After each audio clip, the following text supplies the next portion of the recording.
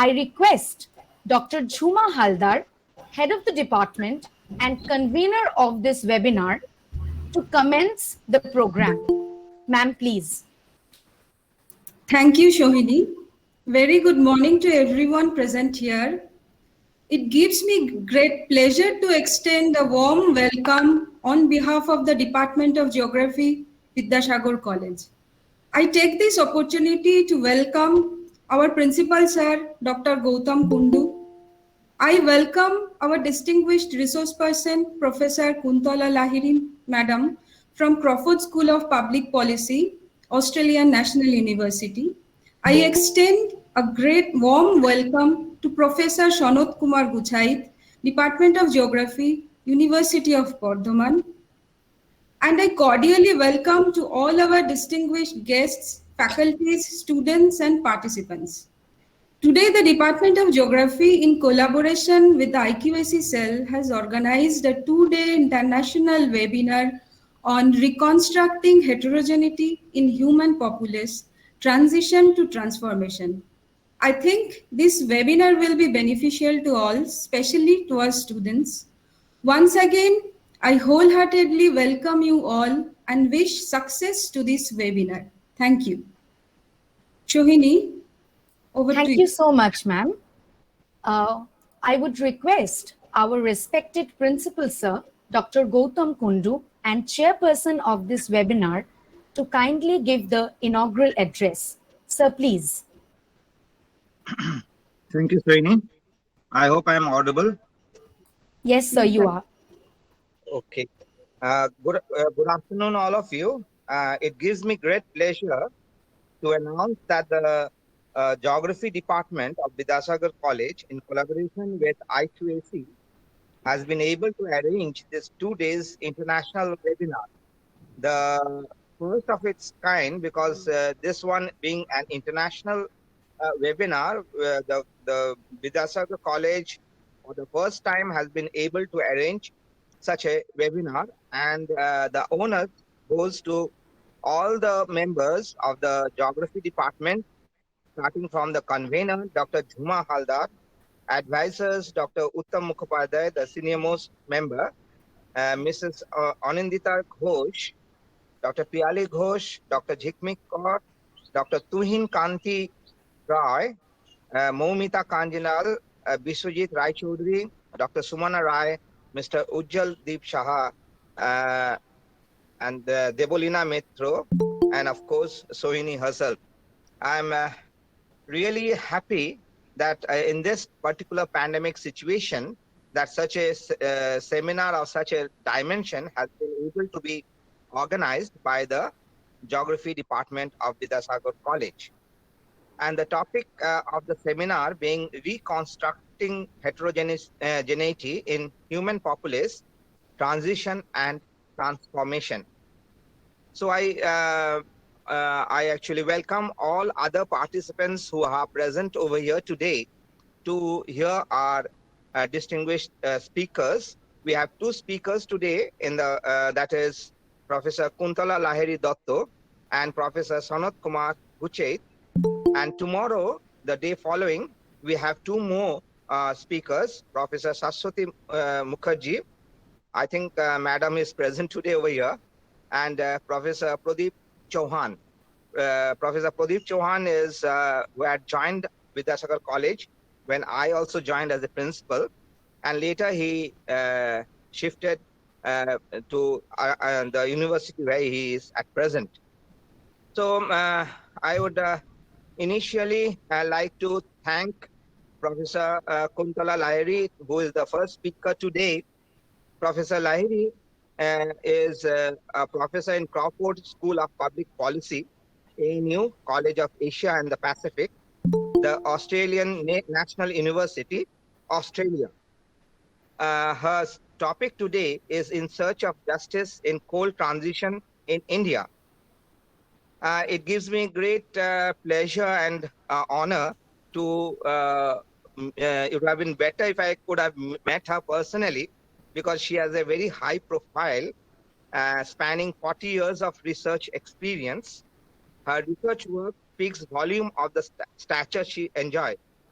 She has researched the social and ecological aspects of resources. She is one of the pioneer researcher on feminization of agriculture in India. She has also researched in a host of other countries. Her today's topic, in search of justice in coal transition in India, would undoubtedly be of great value for our undergraduate and postgraduate students. And also, I think it will be also helpful for our teachers who will be enlightened to hear her speak. Our second speaker is Professor Sanat Kumar Kuchet, Professor, Department of Geography, University of Burdwan, and his topic is contextualizing sustainability of environment and development into a hollow box model. His area of research being pedogeomorphology, river dynamics, social geography, environment, and livelihood. So I welcome him also. I don't know whether he is here at present or not, but I welcome him also. So, Professor Kuntala Lahiri Datto, you are very much welcome to this age-old institution about which I think you must be knowing a lot. And this particular institution is also happy to embrace you, to request you to go forward for your topic. And I'm sure the students will be enlightened to hear you. Thank you, and over to Sohini. Thank you, sir. Now, I would request former head and associate professor of the Department of Geography, Vidyasagar College, Dr. Uttam Mukhopadhyay, to give his introductory speech. Sir, please. Thank you, Shohini. A very good morning and a warm welcome to all. I am extremely thankful to you for kind cooperation and gracious presence. I feel immensely honored to address and speak a few words before you at this webinar today. At the outset, the question that is obvious in this regard is what is the purpose of such webinar? Well, the sole objective is to arouse awareness, inculcate interest, initiate effort in utilizing, implementing, and updating students and researchers with adequate technology and know-how. The focus would be to engage the researchers associated with the Research Center of Vidyasagar College, a century-old prestigious premier institution with updated research techniques and methodologies.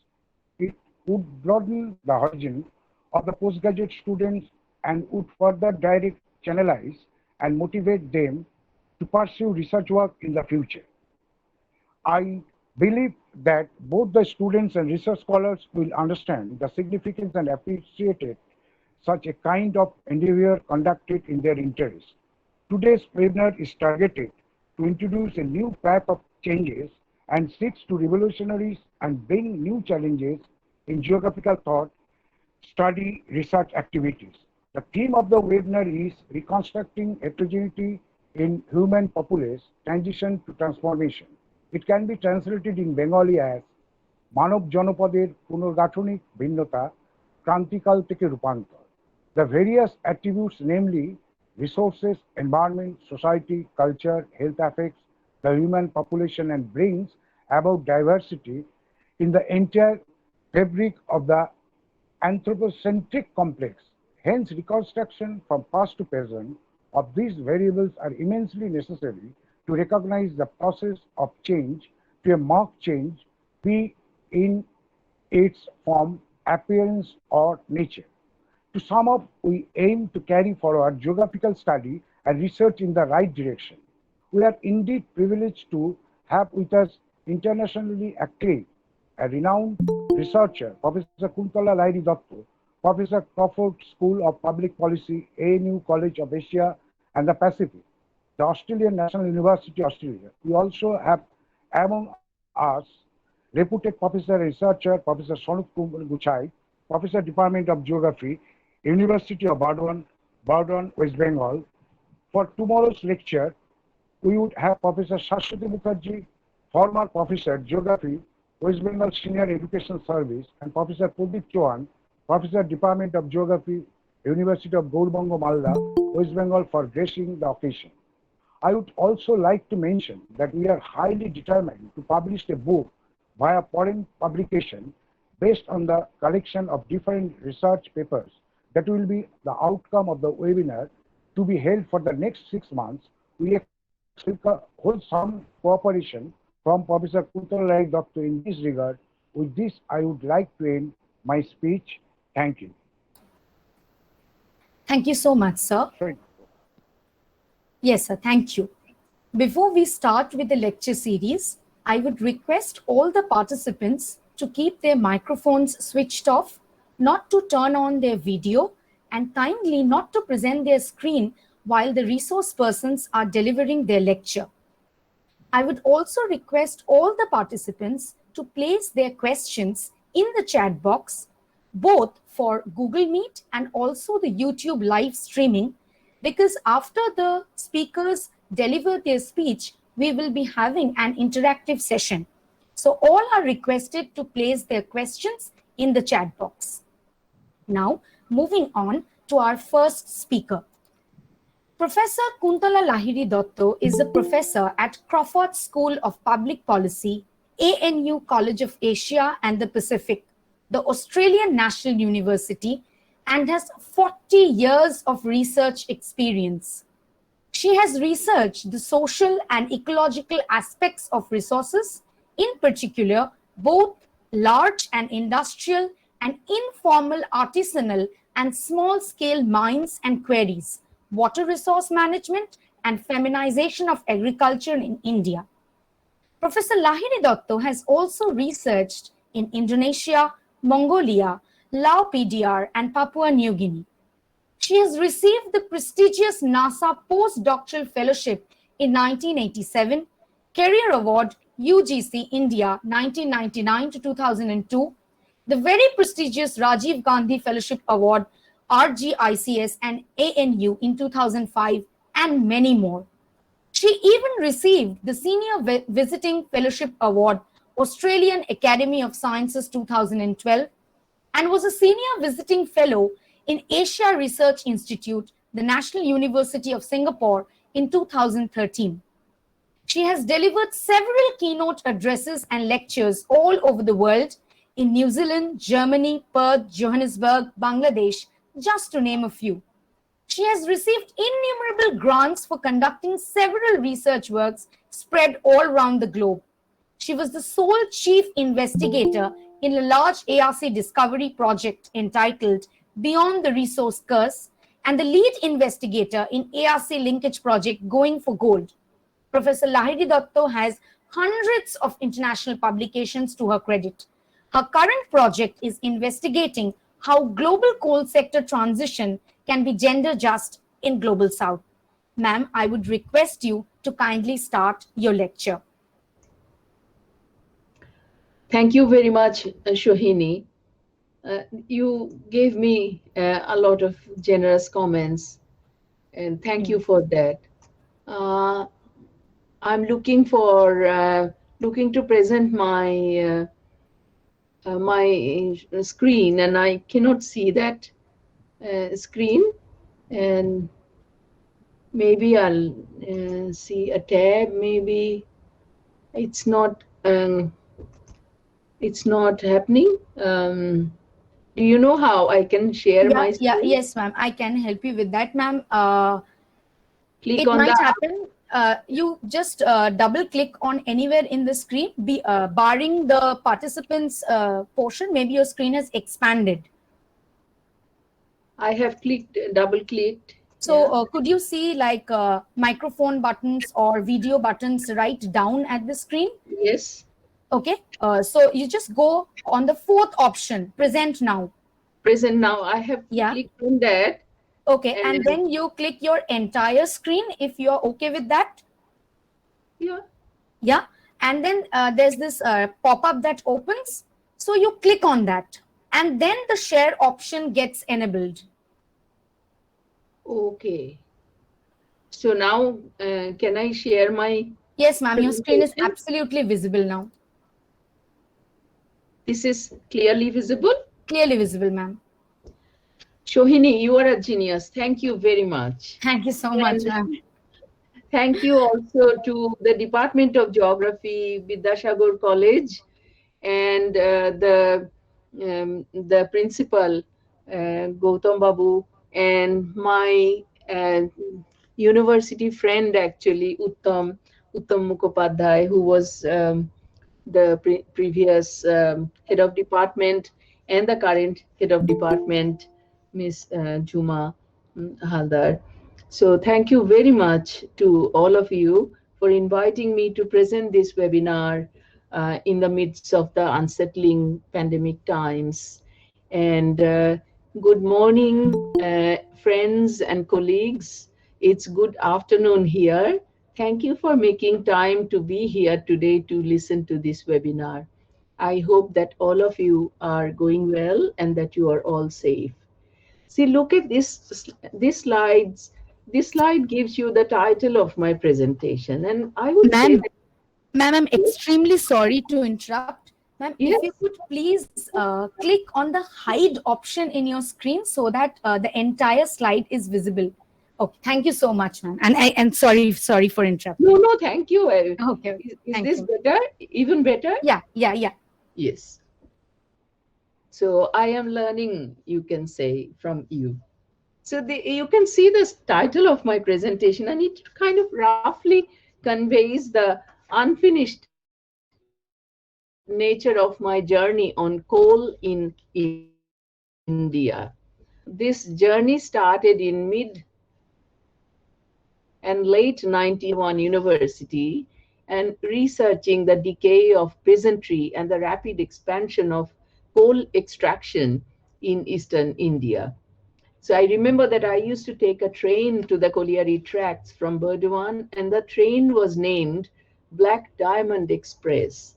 And this is on this slide, you are seeing a black diamond. And I mentioned this just to show you how coal has been seen in post-colonial India. It's as important as a diamond to Indian economy. And I would say that coal remains, even today, at the heart of India's development project.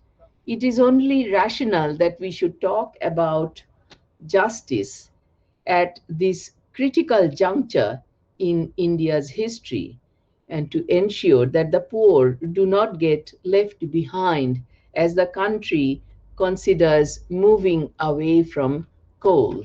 So, what makes today a critical juncture in history?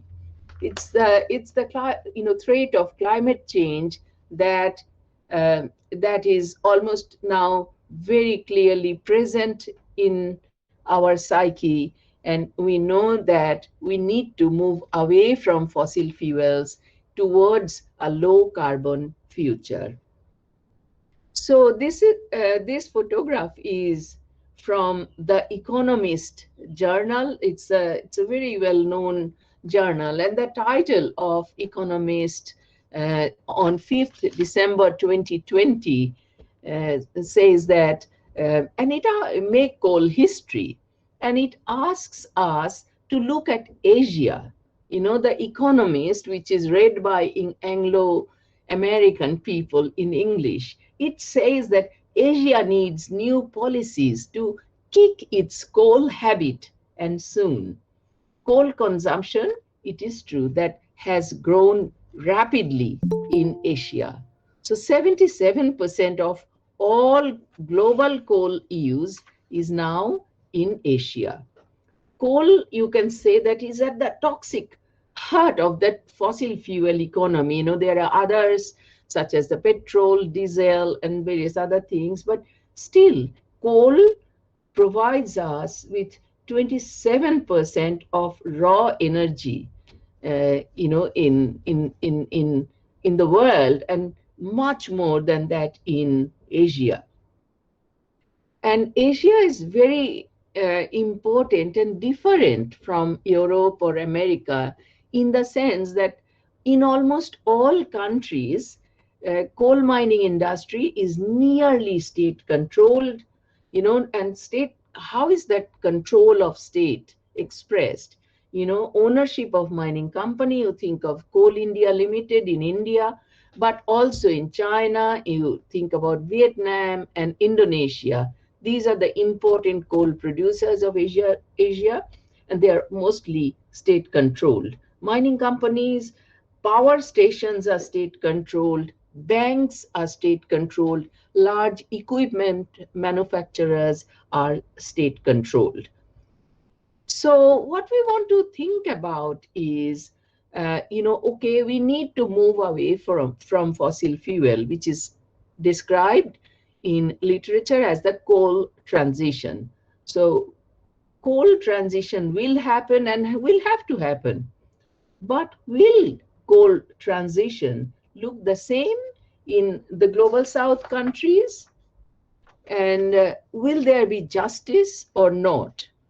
And to understand what justice would look like in a country like India, we need first to understand coal's role in India.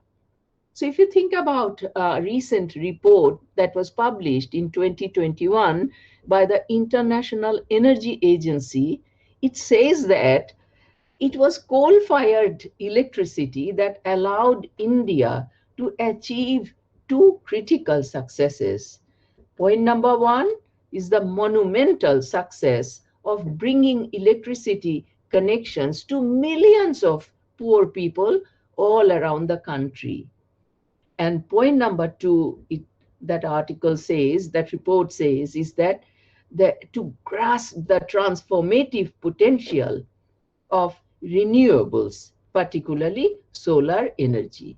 So on the one hand, India has progressed in terms of solar energy, and on the other hand, it has been able to increase its electricity production to bring the poor within the grid. But coal's days are not over in India, not yet. India remains the third largest producer and consumer of coal and the second largest coal market in the world. India is the third largest emitter of CO2, carbon dioxide, in the world. And when I say third largest CO2 emitter, I'm not even considering the bunker emissions, the hidden emissions from biomass burning. Although on a per capita basis, India's emission rate is only half of the global average. Putting aside India's population size and expanding economy and so on, if only I focus on the need that every rural or poor household feels for one electric bulb per house to educate the children, I will not be entirely wrong if I say that much of India's future prosperity hinges upon coal. It is for valid reasons that India has attributed an iconic status to coal, as I had illustrated in my book, The Coal Nation, that was published in 2014 from Ashgate. And I describe India as the coal nation because of the role coal plays in the country's economy. But as I said, today's India is at a critical juncture of history when it can choose from a wide array of energy futures. And let us not forget the 270 million people who will leave the rural areas to come to the cities over the next 2 decades to live in the bustling urban centers. Let us not forget the shift away from biomass burning that would inevitably happen. And let us not forget the growing middle classes who will demand air conditioning or other electric devices, and the humongous construction projects that will be undertaken to house these people migrating into the cities from rural areas in mega cities, or to provide them with increased mobility and the surge in demand for steel and cement that will drive the construction industry. So, to put it in short, we are looking at a dynamic economy par excellence. So, let me just put my arguments and the evidence I will use to substantiate these arguments clearly. I have two interlinked arguments. They're, kind of a little bit overlapping. The first point that I make is that a transition away from coal would need to consider different aspects of justice and the goal of transition. Where do we want to get? And to substantiate this argument, I refer to Timothy Mitchell's ideas in Carbon Democracy. The book is called Carbon Democracy, and I suggest that we use this moment as an opportunity to reimagine energy politics for the post-carbon world. So to put in very brief, what does Timothy Mitchell say? Tim Mitchell says that, let me just see that if, okay, I'll come to that in a bit. But the second argument that I put forth in this presentation is that there is not one coal economy in India, and any framework of just transition must take the multiplicities of coal economies into consideration. So why do I say that there is a diversity of coal economy in India? This conceptualization is based on J.K. Gibson Graham's diverse economies argument. And to substantiate this argument, I will show that there are 4 or 5 or even more coal economies in India with varied degrees of legality and formalization. So I'll just very briefly talk about, and digressing from our main point, I'll talk about democracy.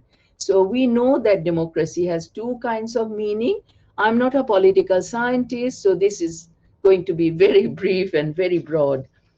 So first of all, it can be about ways of making effective claims. Effective is the key word here, claims for a more just and egalitarian common world. Or secondly, it can refer to a mode of governing populations that employs popular consent as a means of limiting claims for greater equality and justice by dividing up the common world. So democratic struggles have been fought over the distribution of issues that should be in the public or in the private domains. For example, capitalist owners would fight, take, for example, level of wages paid by the employers to the workers. Capitalist owners would say that wages should be a matter of private concern, but a democratic view would say that it is a public concern rather than private.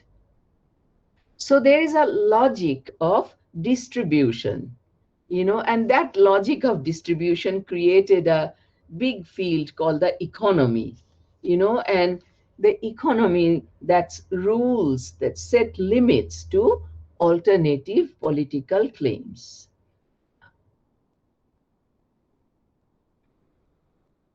So energy economy can be seen as the object of politics. How? We tend to think that energy is, all matter of government. Government decides what to do. So let's go back to Timothy Mitchell's book, Carbon Democracy. think about, he showed in his book, and now you are aware of the history of carbon and history of coal in the world. Imagine when the advent of coal happened in Europe and America during the late 19th or early 20th centuries. What happened is not only did a whole physical infrastructure came into existence, but a new kind of politics also came into existence with coal. Think about it, in new workplaces such as mines, coal mines, labor unions, and political clubs, grew up quickly, and people, workers there, forged a political consciousness with which they fought for more egalitarian and more democratic collective lives. So we can say that coal as a material is built not only the new socio-technical worlds, but it created new forms of political agency.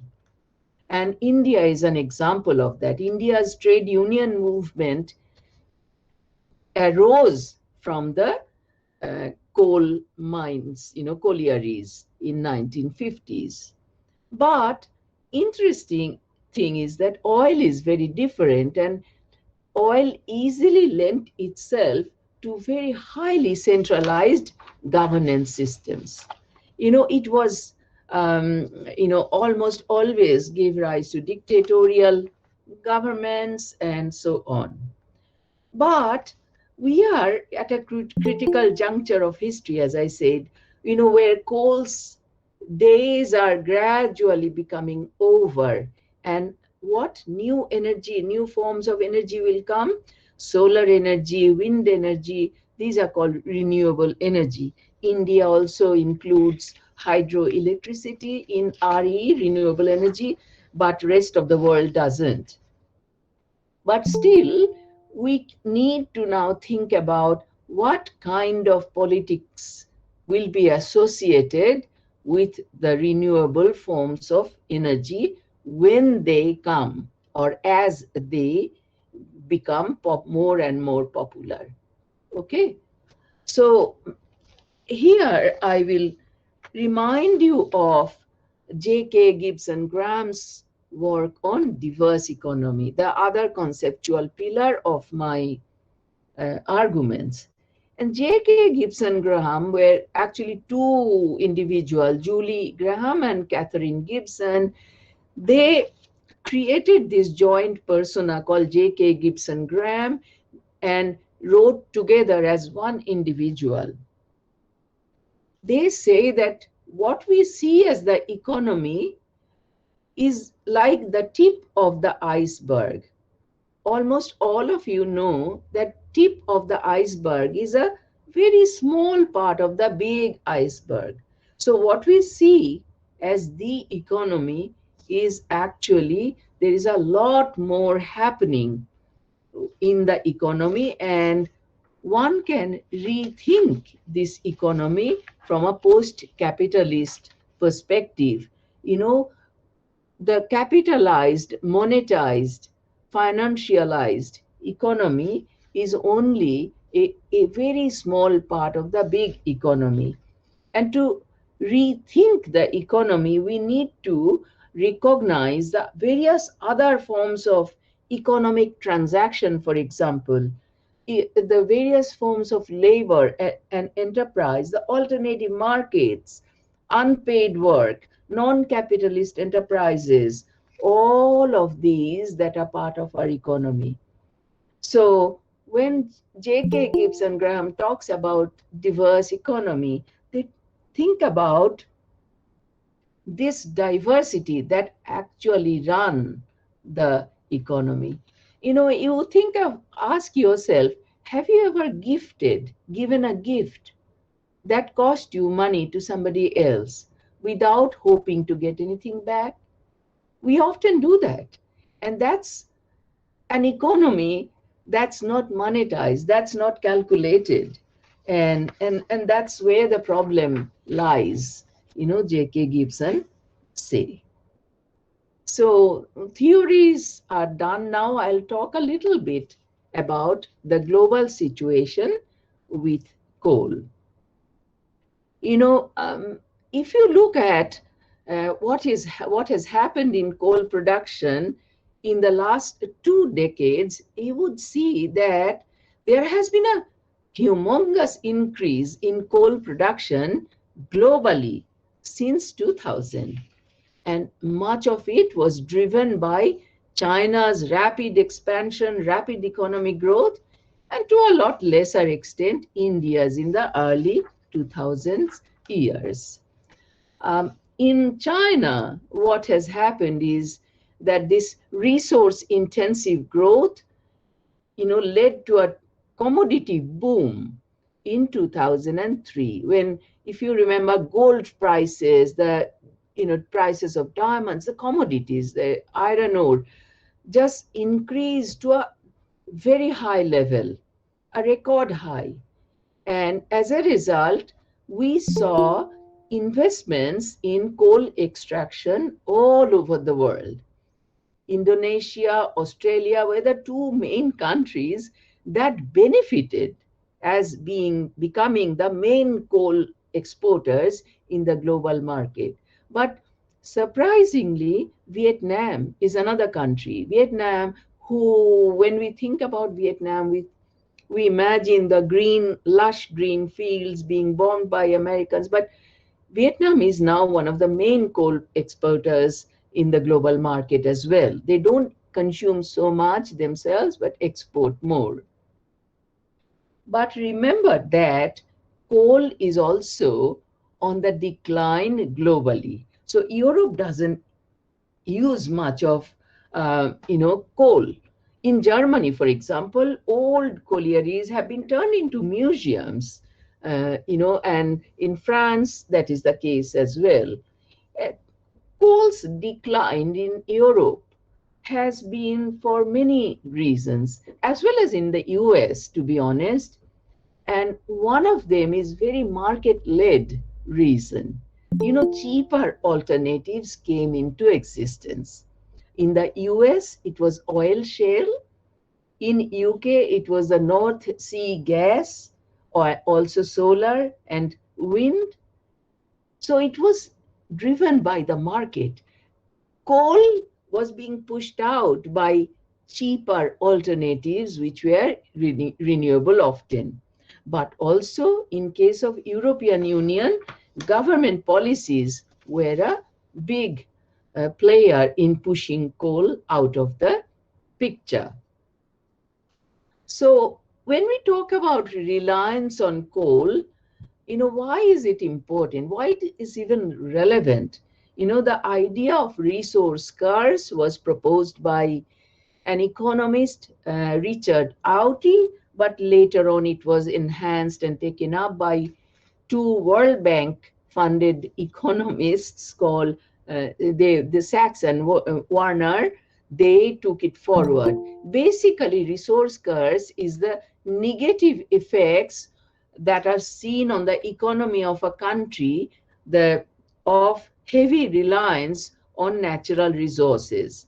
So what happens is mining industry grows very rapidly, but other sectors of the economy, such as agriculture and so on, they decline. And that's called the Dutch disease. And besides the Dutch disease, it happened in Netherlands, in the Dutch land, one stage when the tulips were becoming the leading sector in the economy, other sectors of the economy, declined.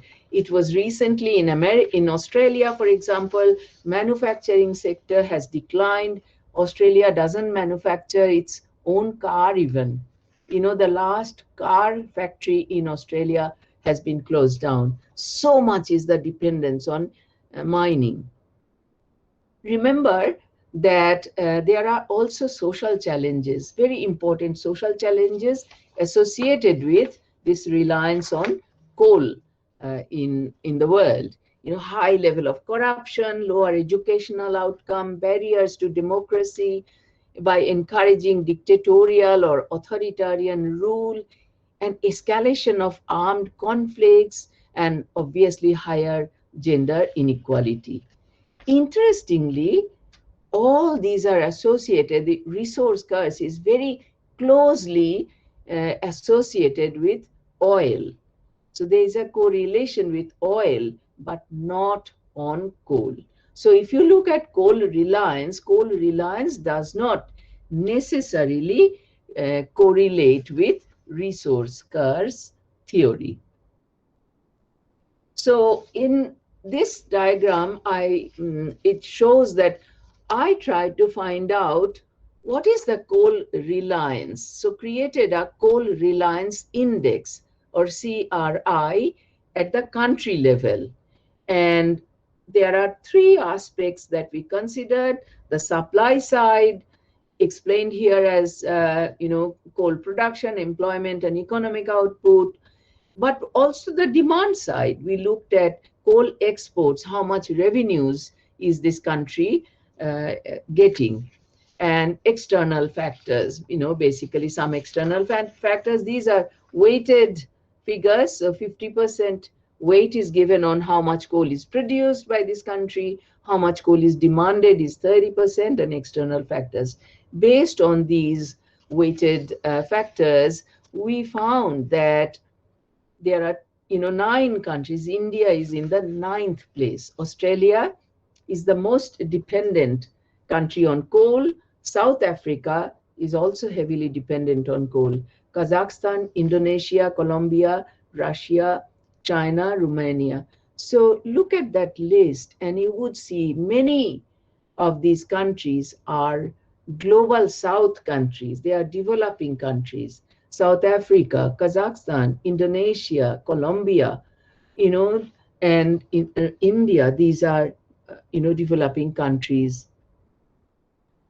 And within India, I had a look at coal reliance.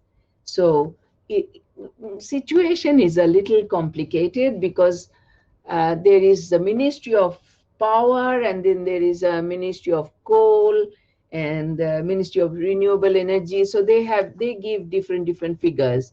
So it's a little confusing, but from fuel in the energy mix in India 2021, given by the Ministry of Power, it says that coal constitutes 53% of the fuel that is used in India. And look at the amount of thermal power, totally coal, lignite, gas, diesel, they constitute 61%. Renewables are also reasonably high, 24%. If you include hydropower, it would be pretty high. However, International Energy Agency, in its 2021 report that I have just mentioned, they note that 70% of electricity in India comes from coal. And the new electricity policy, and more to come too, the new electricity policy that the government adopted last year notes that India needs more coal in the coming decades. However, experts such as Rahul Tongia, who has just recently published a book called Future of Coal in India. He is in the Brookings Institution. I think the Brookings has been renamed into something else that I can't remember now. So Rahul Tongia says that although solar now contributes to less than 4% of electricity and coal nearly 70%, by 2040,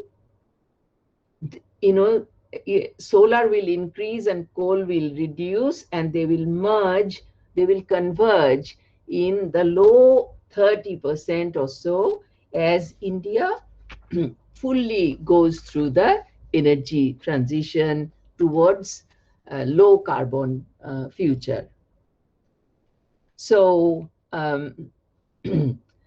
suffice it to say that India's current energy needs are largely met by 3 fuels: coal, oil, and biomass. that making it up to 80%. And remember that this proportion has remained more or less the same since 1990. So coal's dependence, the India's dependence on coal has not really reduced, although India is producing a lot of solar energy and increasing its solar energy capacity. In fact, I would say that coal has strengthened its role as the dominant energy source, and it holds the key to power generation and is the fuel of choice for many heavy industries, such as iron and steel. For example, iron and steel plants, they use um, coal as the choice, energy of choice. So when we talk about transition, uh, a lot of people, you cannot just go and shut down collieries, coal mines. And that if you did that in Europe, that a lot of people would lose jobs, and employees, communities who rely on coal mining, they would protest. And there are, so International Labor Organization came out with the concept called just transition.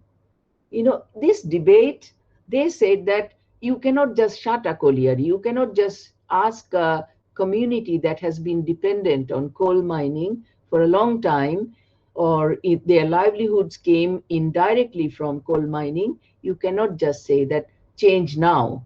So you have to do justice. So this idea of just transition is characterized globally by the idea of winners and losers. That is, who will gain from the new energy systems, where and how.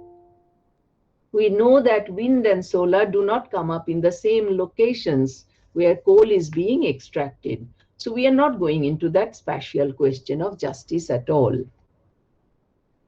So if we take India as a typical country of the global south, as a typical and also as the country that we are talking about, what we need to know is the entirety of the picture of how coal is extracted, by whom it is extracted, how it is moved or transported, etc., to make sure that no one is left behind as coal mines get shut. So in this slide, I will draw your attention to some of the recent findings on coal reliance in India to look beyond that 44% figure that was given by the Power Ministry. So take, for example, how is coal moved in India? How is coal transported in India? So from the pit head in the coal mine, coal is moved by trucks to a nearby coal depot, where it is transported again by trucks to the nearby railway station. So although more than 65% of India's cargo is moved by trucks, the trucking industry is entirely in the informal sector. And when I say informal sector, I mean unorganized, loosely recorded, loosely controlled, not really, jobs are not really secure, people earn daily wages, so not illegal, just informal sector, which according to Barbara Harris White constitutes 83% of India's economy. Think about it. Truck driving is the profession of choice for most poor, illiterate, first-generation migrants from rural areas. A guesstimate, I was looking at some research that has been done, a guesstimate puts the size of the economy at nearly 11,000 million US dollars in 2020. So there are about, I'll give you some quick calculations. There are around 2,000 trucks per million people in India. That means around 2 million registered trucks on Indian roads. A very conservative guesstimate would be that at least 1/4 of these 2 million registered trucks carry coal. Each truck has at least 2 helpers besides the main driver, conservative estimate. So these three individuals have families, and if there are about 4 members in each of their families, that gives us a ballpark figure of 1.5 million people relying on coal trucking alone. So this calculation does not consider relative advantage of transporting coal, say over other raw materials or trip numbers each truck makes, and the incomes from the distance that each truck covered and so on. So just the figure number of people involved. The trucks bring the coal to railway stations for being moved by wagons that look like this. Indian railways transport coal from extraction sites to power plants, and the existence of this largest employer in India, the railways, IR, rely largely on moving coal.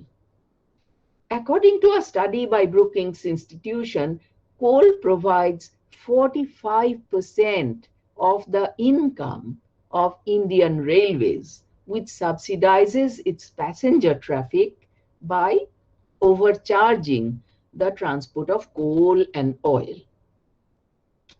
So along this supply chain, there are hundreds and thousands of people and their livelihoods that are involved. So we are not even talking about just the employees and the communities, the employees' families and people who live. So there's another guy called Sandeep Pai. He has, he used to be a journalist with Indian Express. Now has done a PhD on coal in India and written a book called Just Transition, Total Transition in India. Pai estimated that more indicators of coal reliance. So I have given you the transportation factor. He talks about pensioners. And he says, Pai shows that there are currently 600,000 pensioners in the formal coal mining sector alone.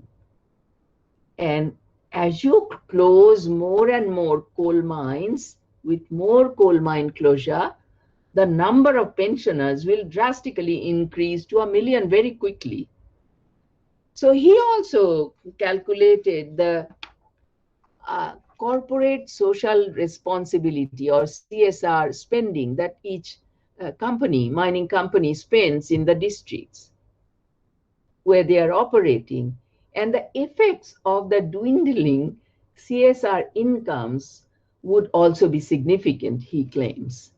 And then there are direct and indirect impacts that I'm not even going into. And I will tell you what Pai says with regard to coal reliance. So now let me show you what the different coal economies in India look like. Excuse me.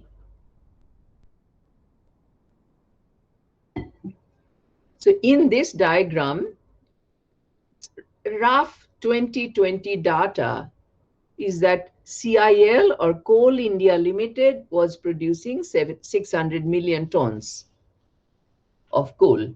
And I call it national coal because CIL is a nationalized industry for the development of the country and so on.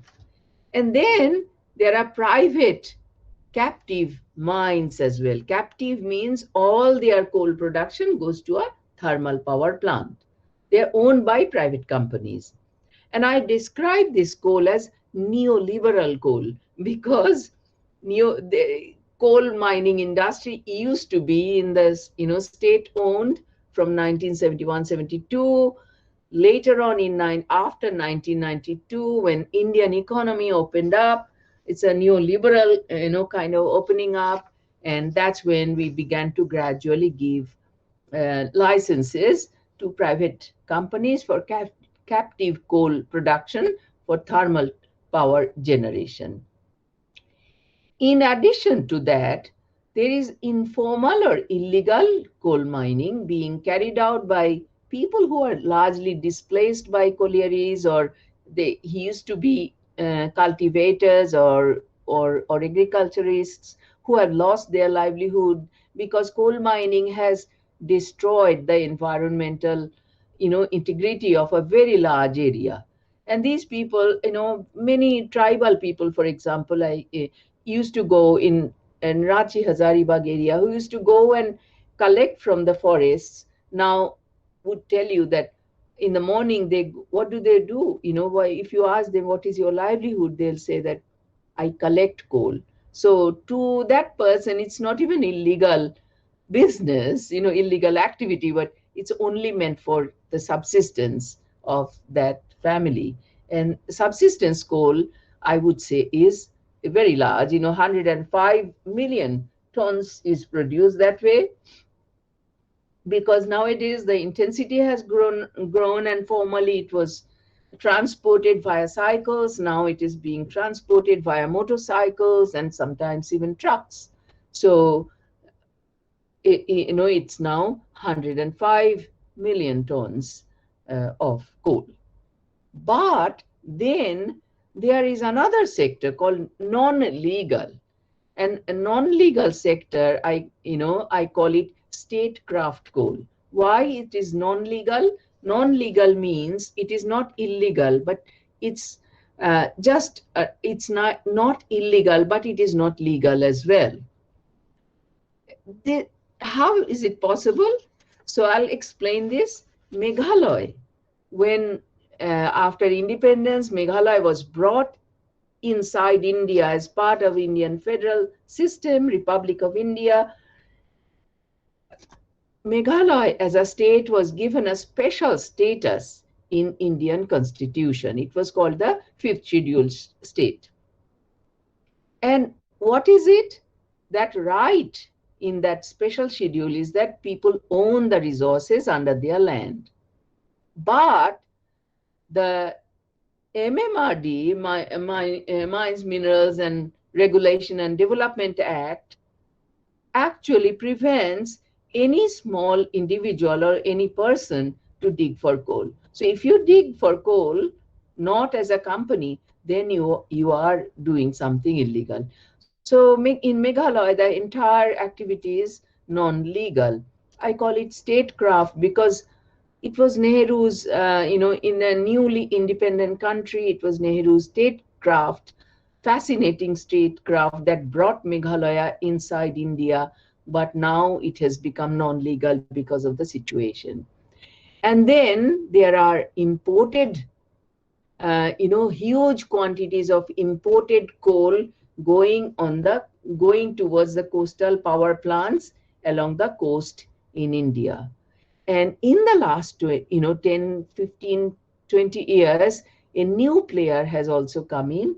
These are the state public sector units, PSUs. So state PSUs like Rajasthan State, coal mining company, they go and dig in Chhattisgarh. So I call these two exigent coal. Exigent is the need of coal that is present in India at the moment is being expressed through this.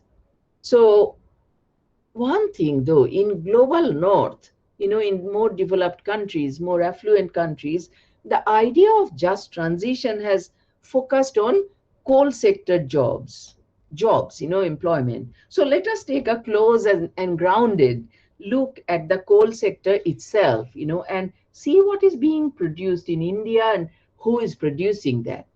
So in this diagram, you're looking at the number of people, labor that is involved in these different coal economies. So I have cut out imported coal here in the, as you can see from the comment below, but informal illegal is 500,000, non-legal is 150,000, CIL is 272,000, and CIL contractors would be, 250,000. It's a very large numbers. But remember that, piggybacking on CIL's figure of 272,000, there is probably another 200,000 people reliant on, production of coal by CIL. Why? Because CIL outsources much of its work. What happens is CIL hires local contractors, and local contractors, they then um, produce much of the job for CIL. So when you look at CIL produces 600 million tons of coal, and then look at the figure, HR figure, employee, how many employees are there in CIL, you also have to consider the CIL contractors. 250,000 is an informed estimate, guesstimate, I would say. I have added, but it could be more. Similarly, captive mines hire only 50,000 people, but I would say that there is another 50,000 people employed by captive contractors. And state PSUs, they carry out their work entirely by contractors and all that. So you are looking at direct and indirect jobs, right, in this slide. But then there are also induced jobs, jobs that are not even in the value chain of coal extraction, but are part of the extended value chain or the next layer of jobs, services and various ancillary activities and so on, which are part of this coal economy in India. So now let us come to the point of justice. When we talk about justice, we need to then think about what kind of justice we are talking about and whose transition. Are we talking about the transition of CIL or the private entrepreneurs, captive mine owners, or the contractors, laborers, who, thousands of contractors, laborers who are actually doing the work? We know that there are four types of justice: procedural justice, distributive justice, retributive justice, and restorative. In our case, when we talk about justice, we know that we're talking about procedural justice and distributive justice. So that's when we say winners and losers, that's distributive justice, right? So when we talk about social justice, at the heart of social justice is redistribution of power. And redistribution of power can happen only if we follow 5 key principles. Access to resources to everyone. Give access to resources to everyone.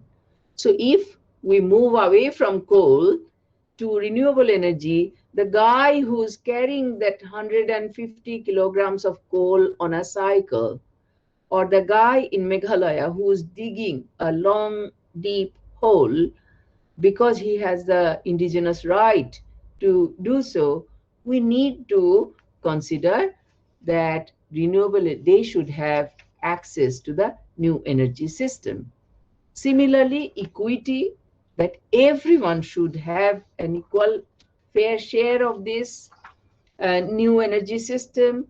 Diversity, that we know that rich and poor, upper caste, lower caste, indigenous people, mainstream population, everybody should get it, and everyone should be able to participate in the new energy system, right?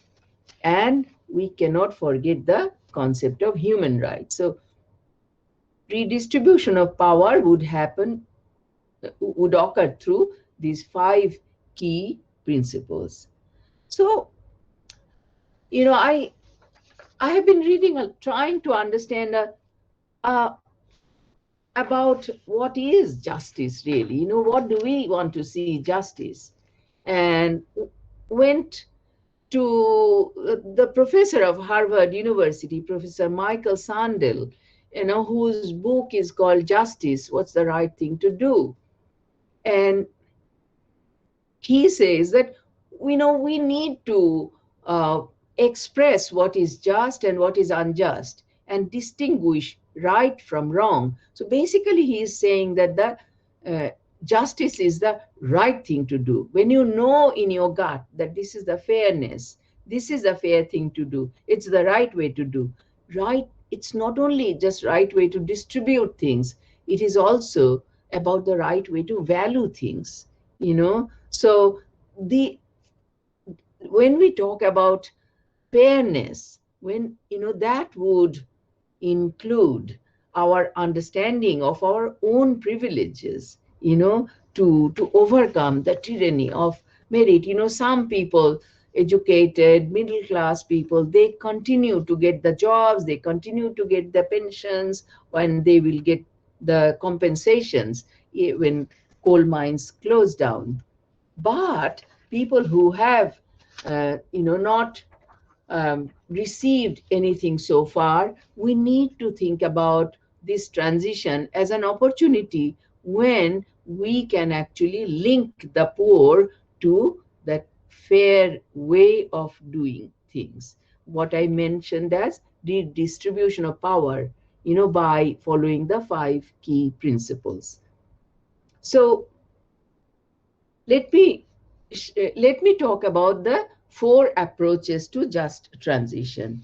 The debate has recently started and it is still very top down. In India, for example, there are major think tanks that are Delhi based. CSE broke up into two. The new group is called iForest. They have set up a just transition center. They invited me to talk about just transition. Similarly, consumer and trade group, CUTS, Center for Policy Research, TERI, they all have had meetings and coming out with reports on just transition. Basically, what they are saying is that, okay, free market situation does not change, and we just want to, within the neoliberal free market economy, we will shut down the coal mines and start the renewable energy. So the big companies that own the coal mines would own now the renewable energy systems. So this is a status quo approach. And similarly, managerial reform approach has been tried out in European Union, which really basically modifies the emission standards or rules, that put more focus on employment and compensation as well. In East Germany, for example, they have been giving a lot of compensation to ex-employees. The structural reform is looks at distributional and procedural justice, but what we are looking at is the transformative approach. So to follow transformative approach that is not being talked about in India yet, and I'm really glad that I'm speaking in this wonderful seminar today, which is talking about transformation of the economy. We need to consider alternative development pathways and radical changes in the relationship between the economy and the environment. So how can this be done? The rights of workers, the racism that goes on in a global context, gender inequality, the north-south divide that exists in the world. We need to rethink these things and transform the relationship. And there are changes like that happening. There are new proposals, the new Green Deal in the USA, the Just Transition Alliance in Oregon, the Labor Network for Sustainability. These are all democratic, inclusive, and community-led initiatives towards just transition. So in this diagram, you are looking at what's going on in India. iForest talks about both distributive and procedural justice in their report. TERI is talks about absolutely a status quo approach, investments in rural development and create new sustainable jobs, etc. Sandeep Pai, the researcher based in Canada, has also created a coal dependence index, and his indicators. He considered a whole number of indicators, but any district that had more than 15,000 jobs in coal mining jobs, or more than 10,000 pensioners, or more than 70 million Indian rupees in CSR spending, and so on. So these were considered, and he came out with this calculation that 33 districts in India are heavily dependent on coal. So I'm coming to the very close end of my presentation for today. So think about a transition. What will happen during this transition? Uh, New energy systems will come into existence, renewable energy systems, but new mobility systems as well. Electric vehicles are already into existence, and coming into in a very big way in richer countries. The government is providing various incentives to use hybrid cars or battery driven cars. New communication systems as well, artificial intelligence and things like that will make all these possible. Remember that renewable energy is cheaper than coal.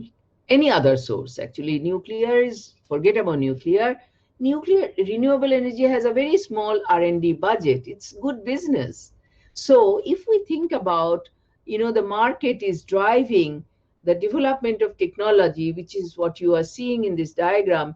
And as a result, financial flows are coming in. In the financial flows means the big companies that were in various oil extraction or oil shale or fracking and all these sorts of terrible stuff. Now they are also investing. They are opening a branch or a division for their renewable energy.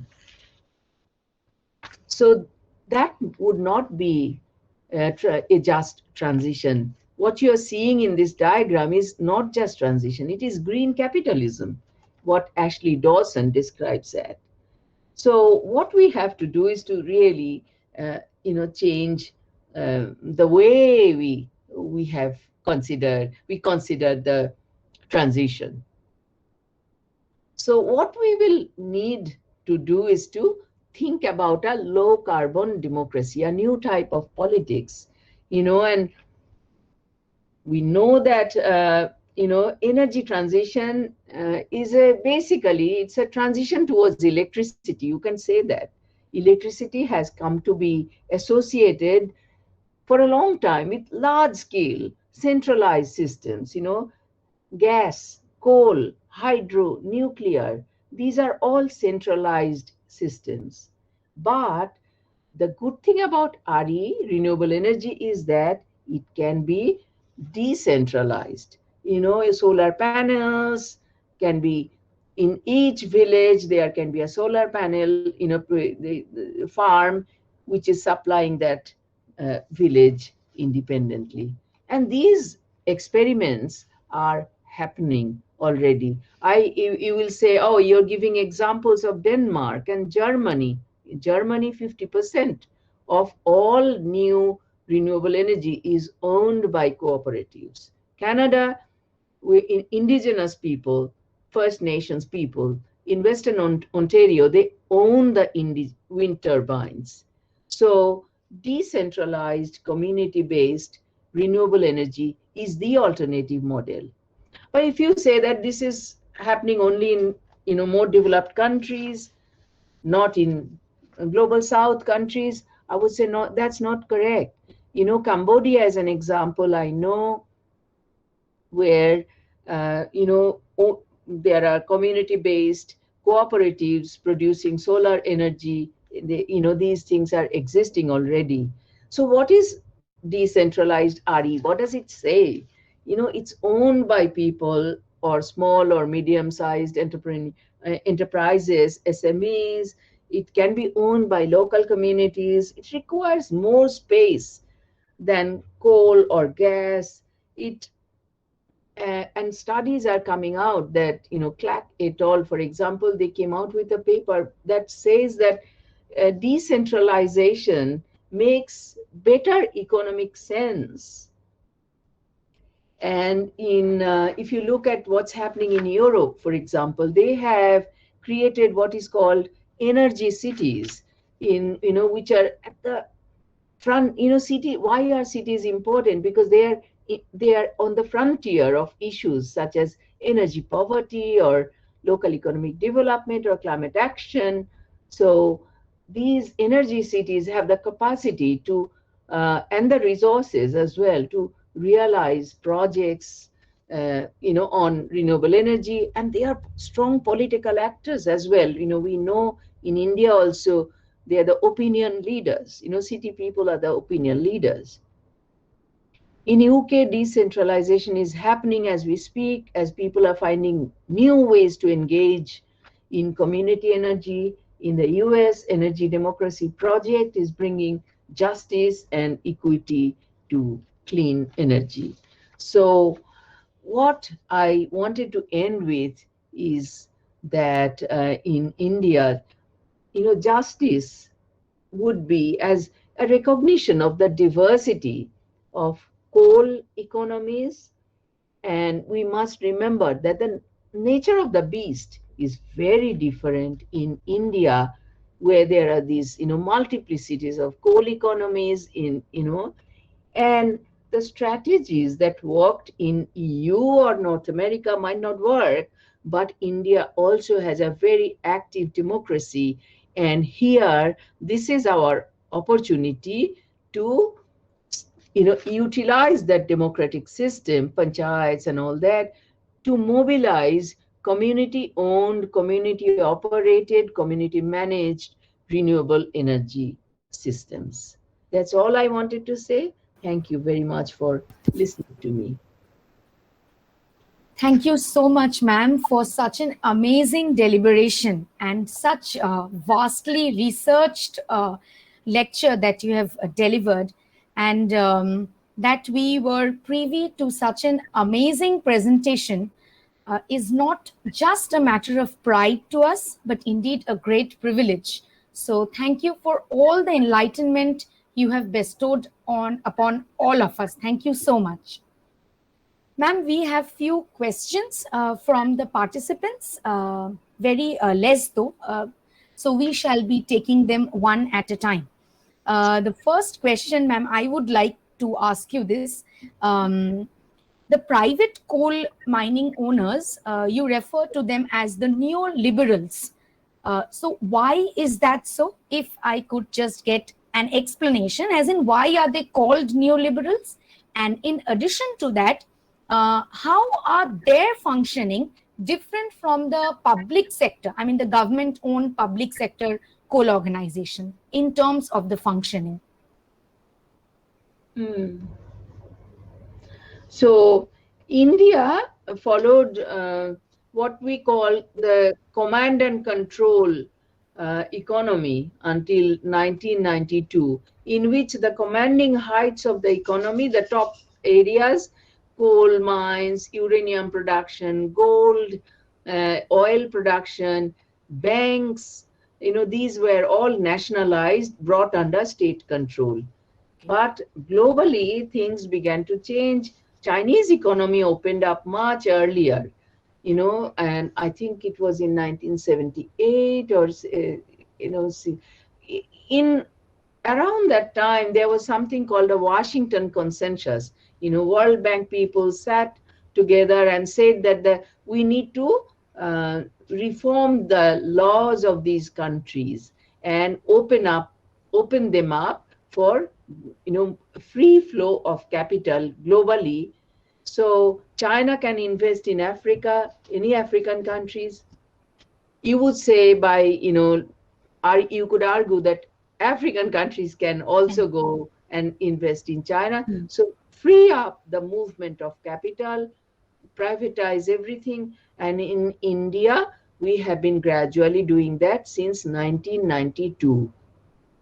But because it is a model set by the US liberal economists, liberalization of the, and it is happening today in almost all global South countries.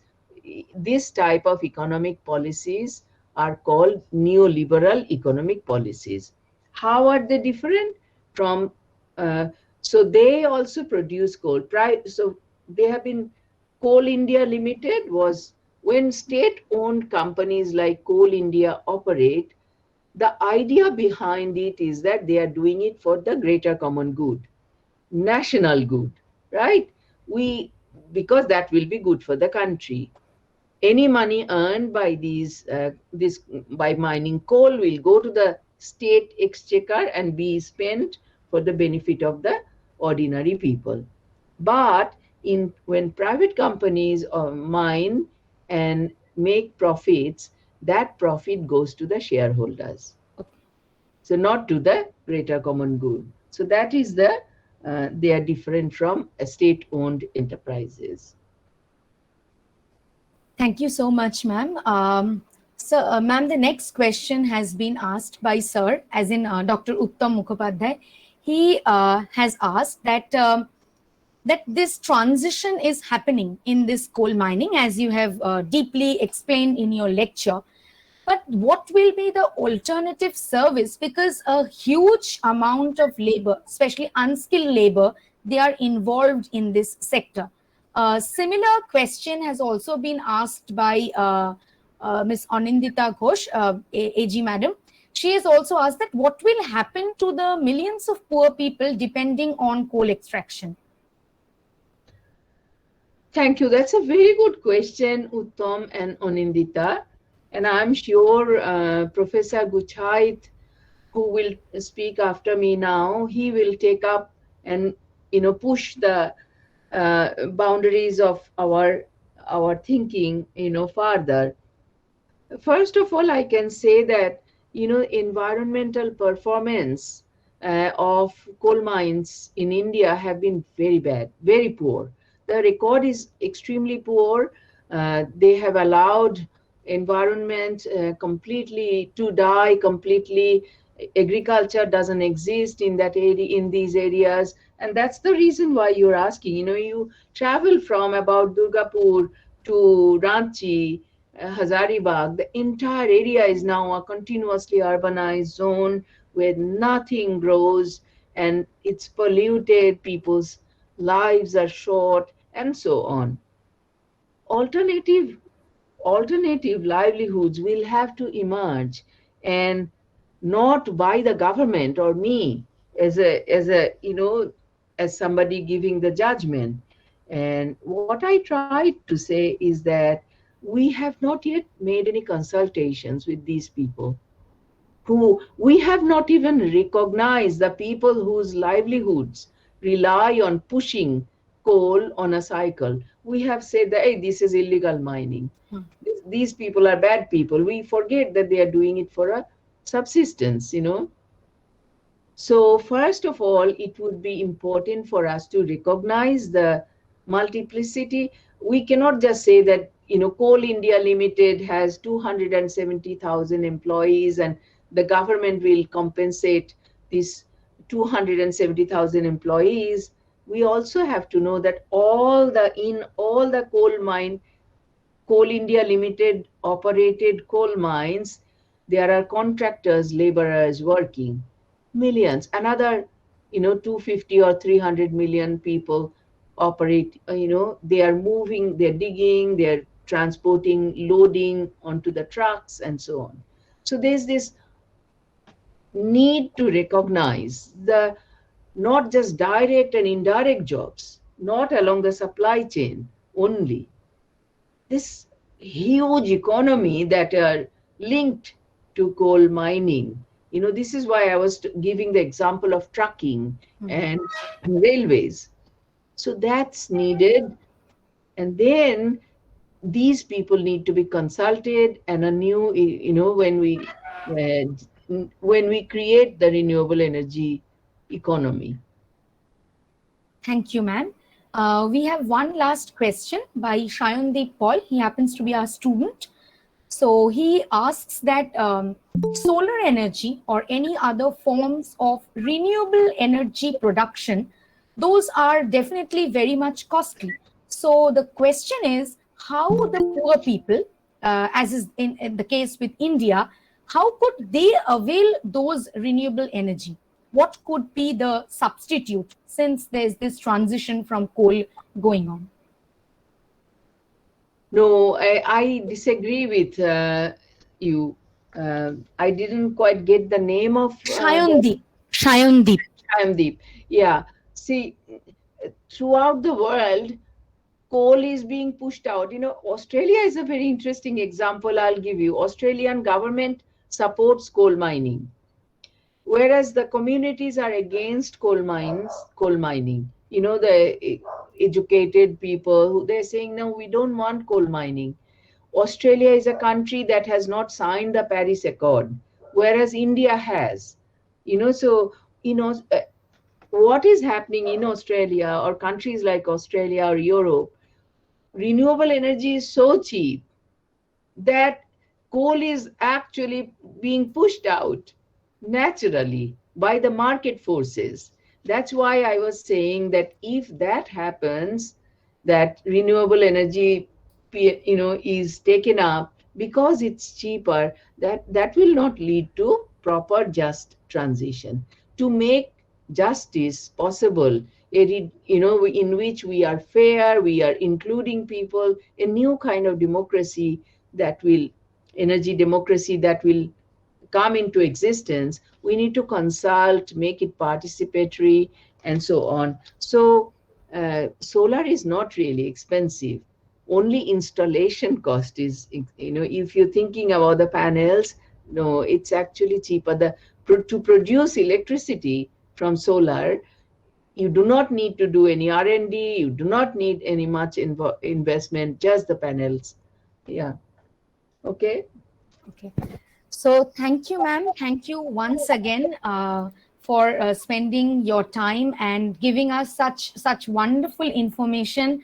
I would repeat, such vastly researched information we have got. So thank you so much, ma'am. With that, we end the first interactive session. And now I would introduce our second speaker. Professor Shonat Kumar Guchait, Professor of Geography at the University of Burdhaman since 2001, was formally appointed as a lecturer in geography in the Pashkura Bonamali College, West Bengal during 1999-2001. His areas of interest are environmental geography, social geography, and philosophy of geography. In conducting research and publication of papers, he prefers to inquire about environmental sustainability, poverty and livelihood, social exclusion, marginalization of social groups, etc. Professor Guchait has delivered the keynote address in the international seminar under Foundation Geographers in 2017 and 2020. In 2018, he attended the World Philosophy Congress to speak on the ecosophy of Bishnoi. As an invited speaker, he has delivered more than 150 lectures. For the last 7 years, he has been deeply involved in the research relating to social exclusion of the Savaras and the geopolitics of Chitmohol, environmental sustainability. He has successfully supervised 11 doctoral students and published 93 research papers in different peer-reviewed national and international journals. I would request Professor Guchait to deliver his lecture. Sir, please. Thank you very much.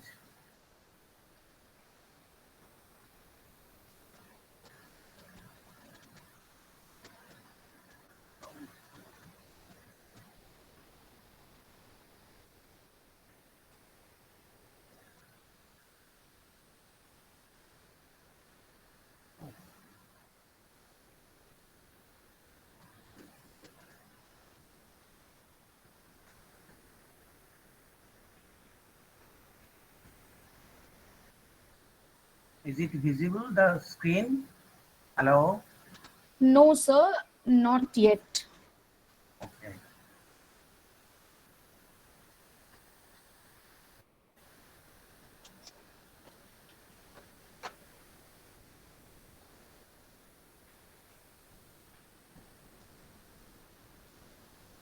Yes, sir, now it is visible.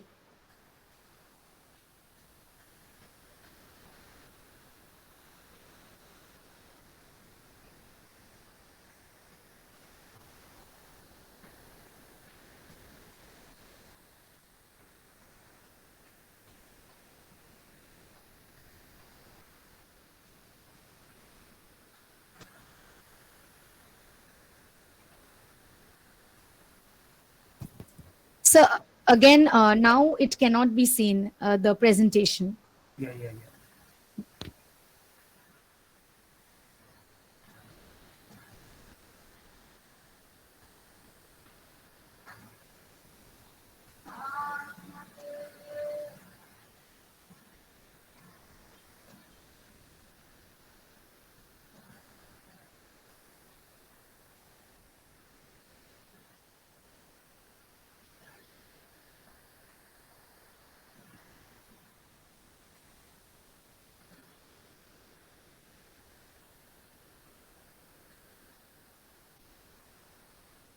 What?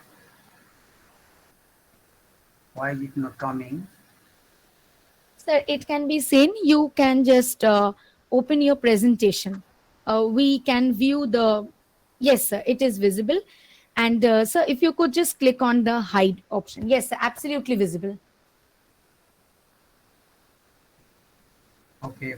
A very good afternoon. Am I audible? Hello? Yes, sir, Hello? you are audible. Clearly? Yes, sir, clearly. Okay. A very good afternoon to everybody.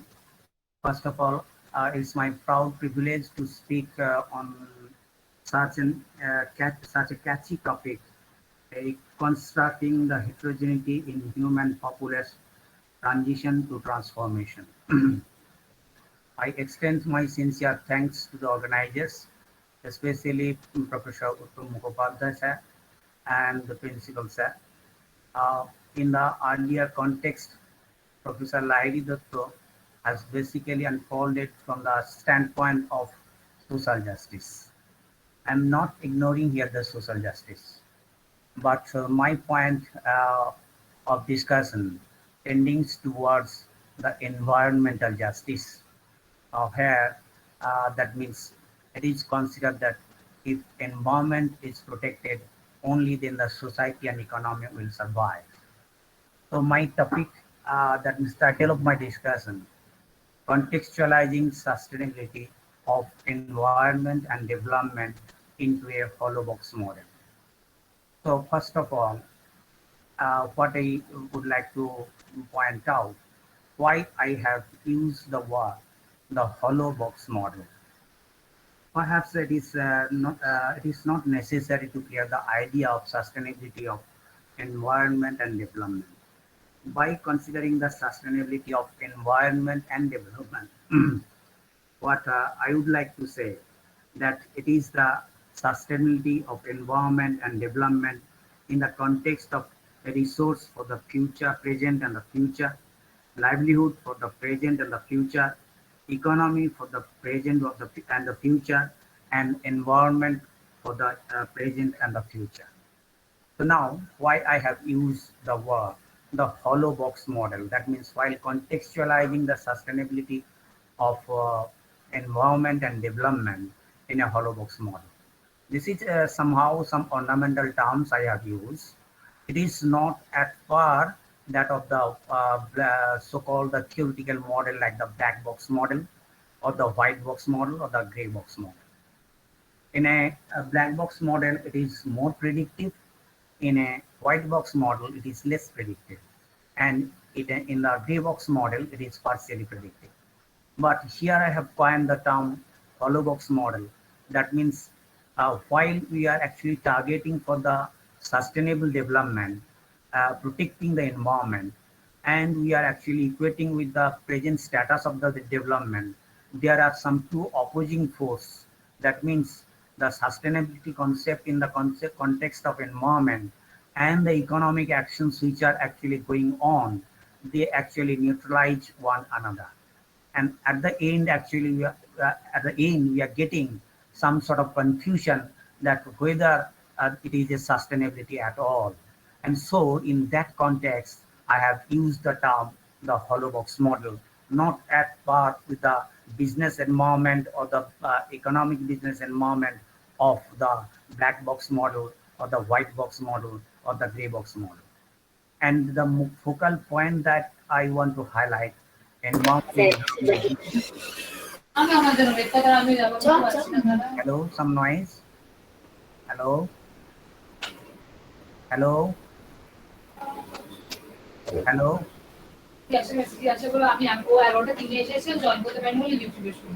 Hello. Environment and development debate, global warming and climate change, sustainability spectrum, and towards a zero-sum game. I will highlight basically from the context of a theoretical perspective, and my research will be little bit blended with those. So to start with, what is meant by sustainability? And in the previous session, Professor Lahiri Dutt has elaborated that means the justice, social justice in the context of coal. And here, I will present one of my inquiry relating to in that akin to that framework. This is a kind of observation in a research what it was found that what actually the sustainability is meant for. It is the part of Asansol area which is known as the Sripur area. So earlier, almost in the Sripur area and very close to Asansol, that means during the from the 1930s up to the 1990, there was some sort of economy in the village level, which was basically the household dairy economy. And that dairy economy was a support to the economy, the livelihood of the rural people. That economy would prefer because as it is a prey to fields, so only one time cultivation would be possible, that is the rice or some sort of wheat like this. So people would earn normally, would live their livelihood by the household dairy economy because enough pasture grounds were there. And in such a economy where milk is the that means the mainstay of the economy, normally it was a household attempt where all the members were engaged in nurturing the cows or their that means going to the grazing field. Normally male would participate for nurturing the cows, the female would participate, and ultimately the milk would be sold in the urban area. So, but from the late 1980s, with the introduction of rat hole mining, so this economy was steadily transformed into the coal economy. So if I consider the color of the economy, that it was initially dependent on milk and which was sustainable, too much sustainable and eco-friendly, and it was a family production system. But now it has come to a male-dominated economy. That means this rat hole mining is male-dominated, and there is some hide and seek game, and even the family members are not always informed that how what is that type of economy is. And another interesting point is that apart from the gender division, which was not found in the that means the dairy household dairy economy, here the only the male members are engaged, and the bullock cart, already I have put here the figure, the bullock cart are used, and those are driven by the male members to collect the coal, and so instead of cows, now it has come to that of the bullock. So it is one kind of change in the economy.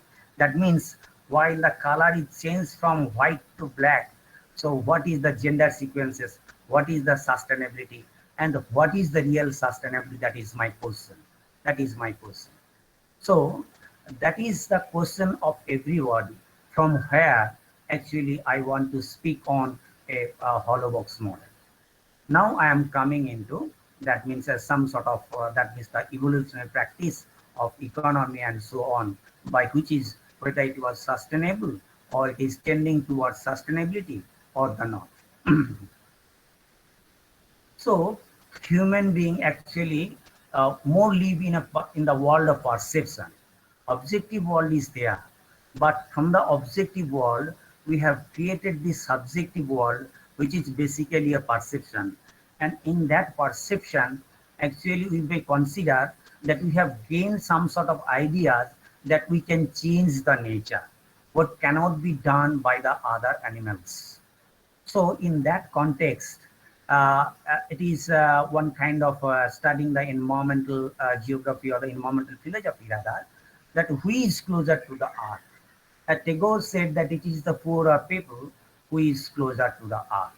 But what I believe in the context of environmental philosophy, it is the tree which is more closer to the earth. If we consider the tree's main, that means the main organ or the head, if we consider, it is engraved within the soil.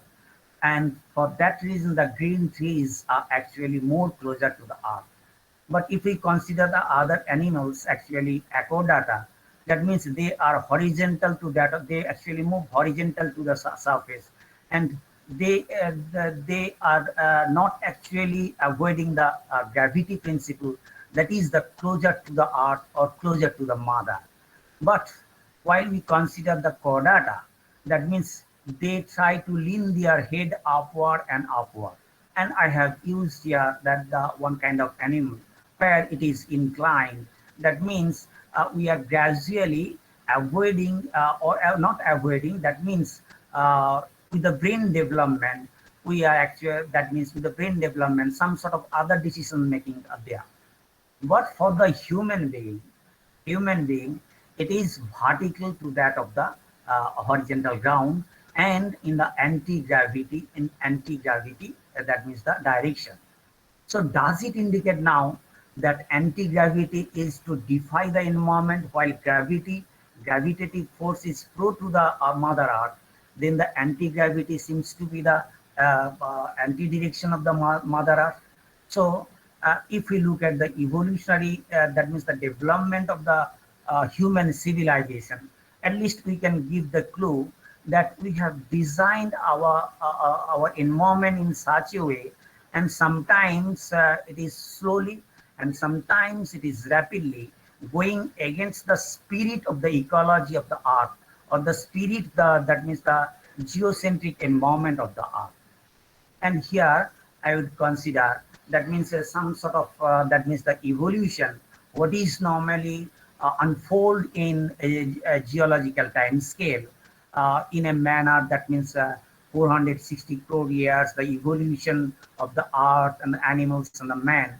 And Mosaic actually in 14,015 BC, though it was some sort of mythic idea, he actually described it in such a way that God has created this heaven and the earth, and sequentially there are light.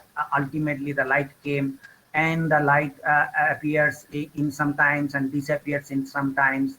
In that way, the night and the day and the night actually appeared, and thereafter some emergence of, that means the, just like the land and the sea, which is described in the geology, the Pangea and the Panthalassa, and thereafter the evolution of man, and ultimately God created some sort of animals. And the last line, last few lines I want to state. God said, uh, God said, let us make man in our own image, in the likeness of ourselves, and let them masters of the fishes of the seas, the birds of the heaven, the cattle, and all the wild beasts that crawl upon the earth. God blessed them, saying them, be fruitful, multiply, fill the earth and conquer it, be masters of all living beings. And so it was. God saw all that he made, and it indeed very good. Evening and morning came in the sixth day. So if it is not the sixth day, that means the last stage of the human evolution, the last stage of the evolution of the earth. that the human being has appeared. So if we consider this mastery actually, by this mastery, what we have done for the nature and what we have done for our own for ourselves. So in that context, actually environment is on the one hand and the development is on the other. And here the industrial revolution seems to be the clear watershed where we may consider that the mechanization actually appeared. Before that, if we consider the pre-modern technology, it was basically some sort of actions which would be where the labor of the resource production would be driven by animate energy or the manual labor, and in that organic context of that means the labor function, the entropy seems to be low. Entropy seems to be, if we consider entropy seems to be the waste energy. So a man or an animal can't actually work for more than 12 hours, and normally it is 8 hours. So you are producing entropy for the 8 hours. But in the modern society, what was actually appeared, that machine will do the work, not the animal, or that of the manual labor. And machine can do the work for 24 hours. And so you are actually producing the entropy for the 24 hours. And in a biological context, while the entropy maximization is low due to the biological function, but due to the mechanical friction, the entropy function seems to be high. And so with the progress of that means the civilization, it is true that development is going on, and sequentially we are actually entering into the high entropy society, high entropy system. And this high entropy system is always related to the more carbon dioxide production and also some other gases.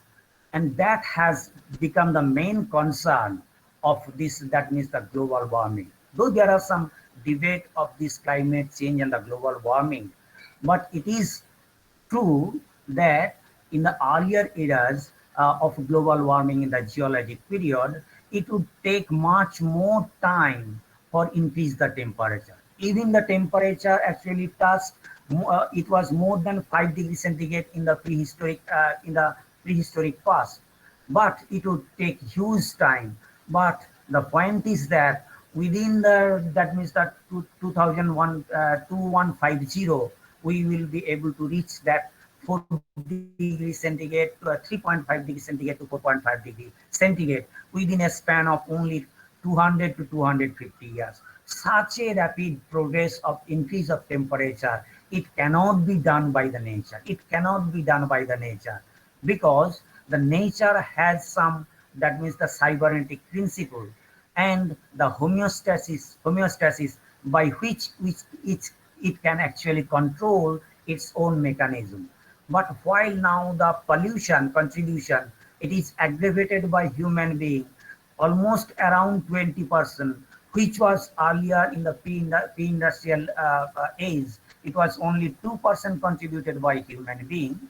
So we may consider that this added pollution seems to be a burden to the nature, and its homeostatic principle is actually getting lost or becoming weak, for which the temperature is increased.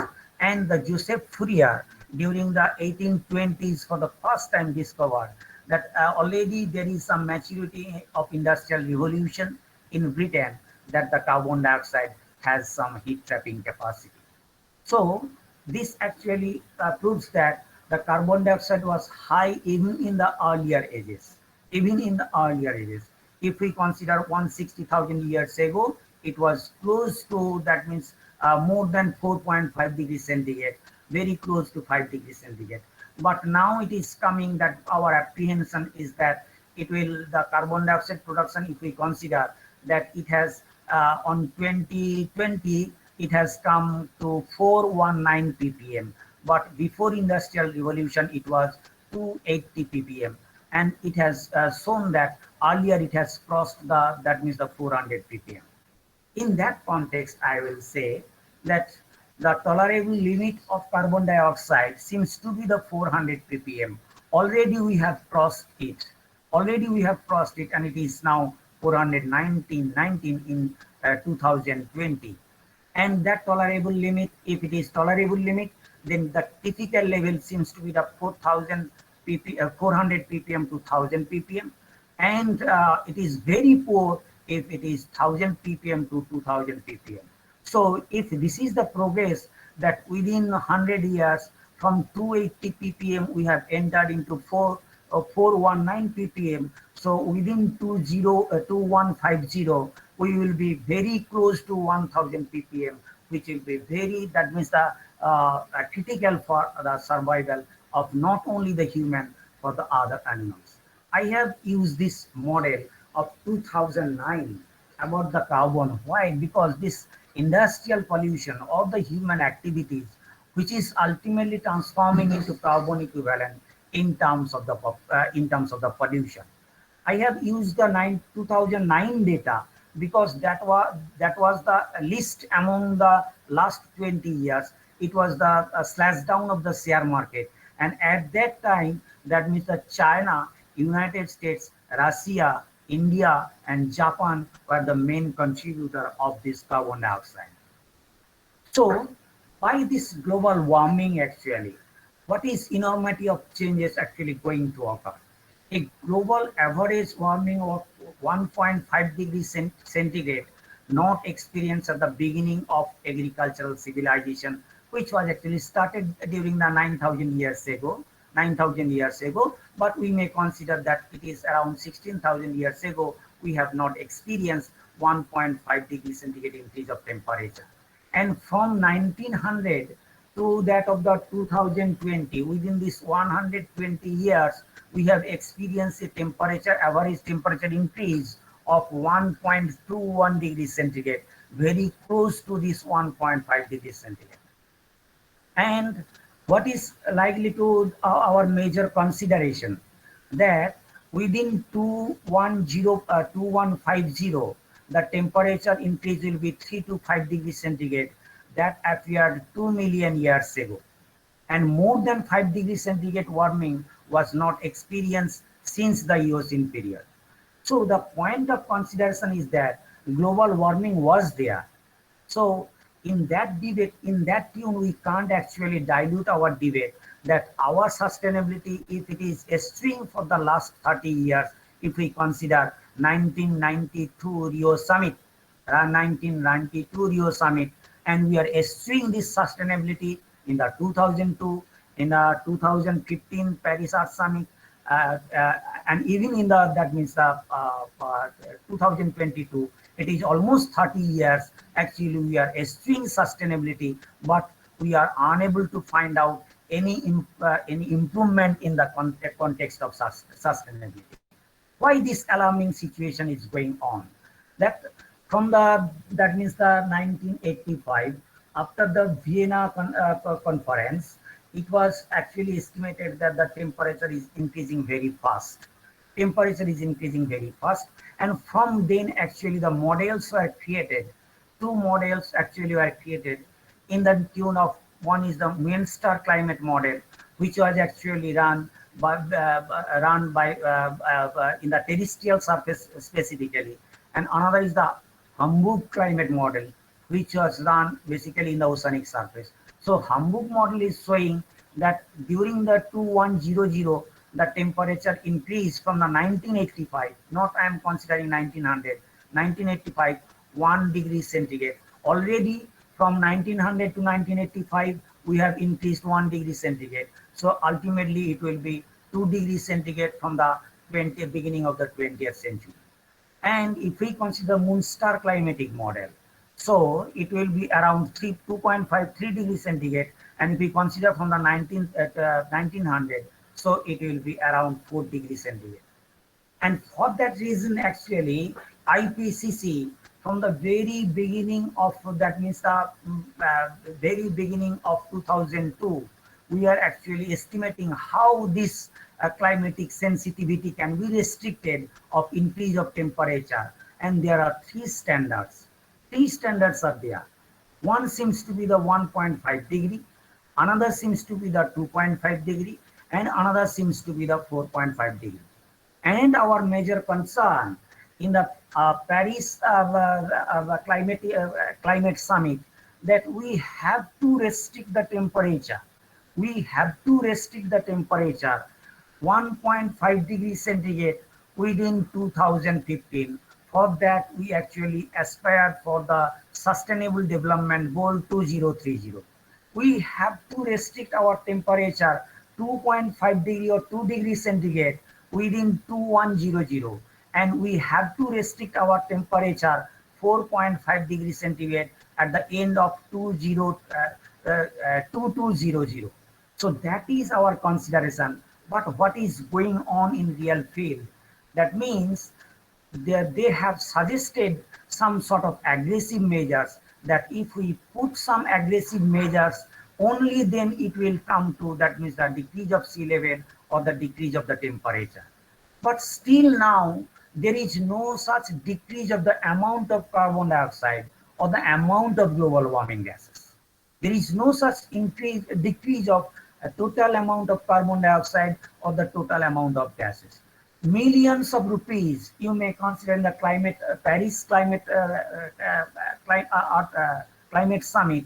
After the Paris climate summit, $11 billion has been speculated for expenditure to reduce the global warming. But it is not making fruitful.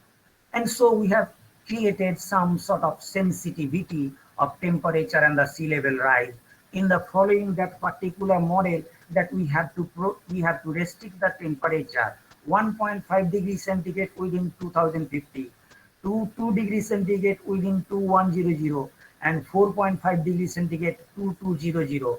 And in that context, actually, what amount of reduction we will require to reduce the temperature in terms of the carbon dioxide, in terms of the chlorofluorocarbon, in terms of the CH4 methane gases, all are there, have been actually estimated by Moon Star model, but we are not getting any symbols. And so what is the meaning of this sustainability? If we are unable to restrict the temperature, what is the meaning of spending that means tons of papers, millions of rupees, and those Earth Summit?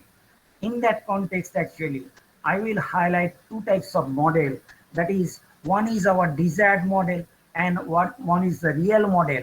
And there is a conflict between the desired model and the real model, and which is making it some sort of hollow box model.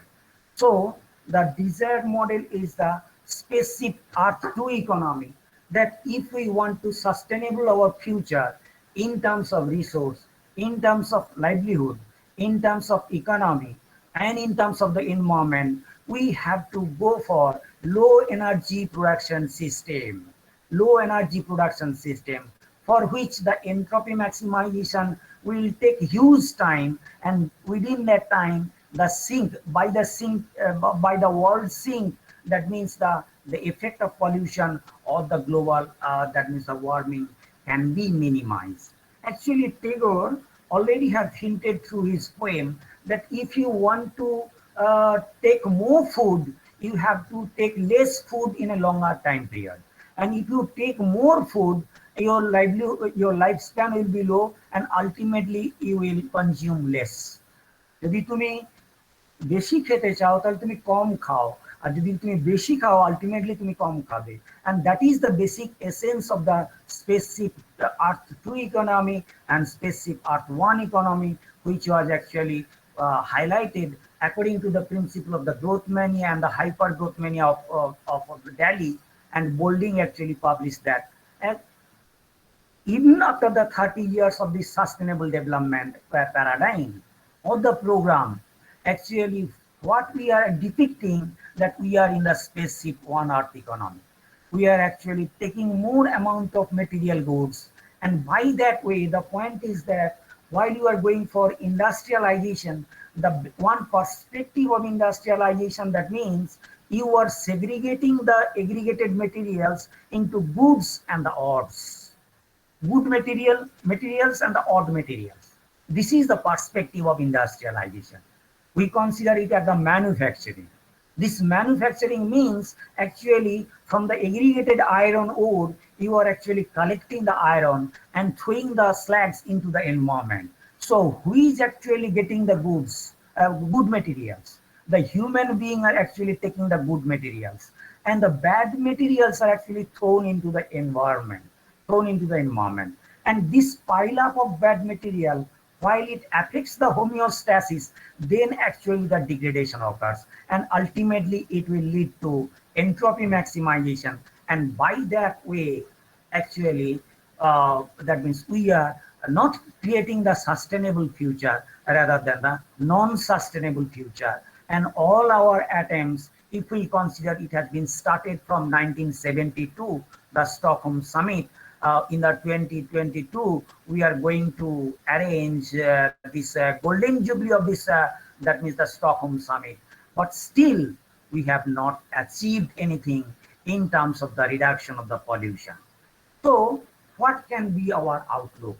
In that way, peers actually have propounded a model during 2004 that actually the dichotomy comes through our two types of philosophy. One is known as the technocentrism, which is more prone to that of the spaceship one earth economy. That is mainly spaceship one earth economy. And another seems to be the ecocentrism, which is basically favors in terms of the spaceship earth two economy. So what was the idea of bolding? That means the spaceship Earth 1 economy and the spaceship Earth 2 economy. It was actually philosophically explained by peers in 2003 and 4, starting from that means the middle of the 1990s. He ultimately concluded that basically the reality is actually occurring in technocentrism, and our sustainability spectrum actually believes in the ecocentrism. So what will be our consideration?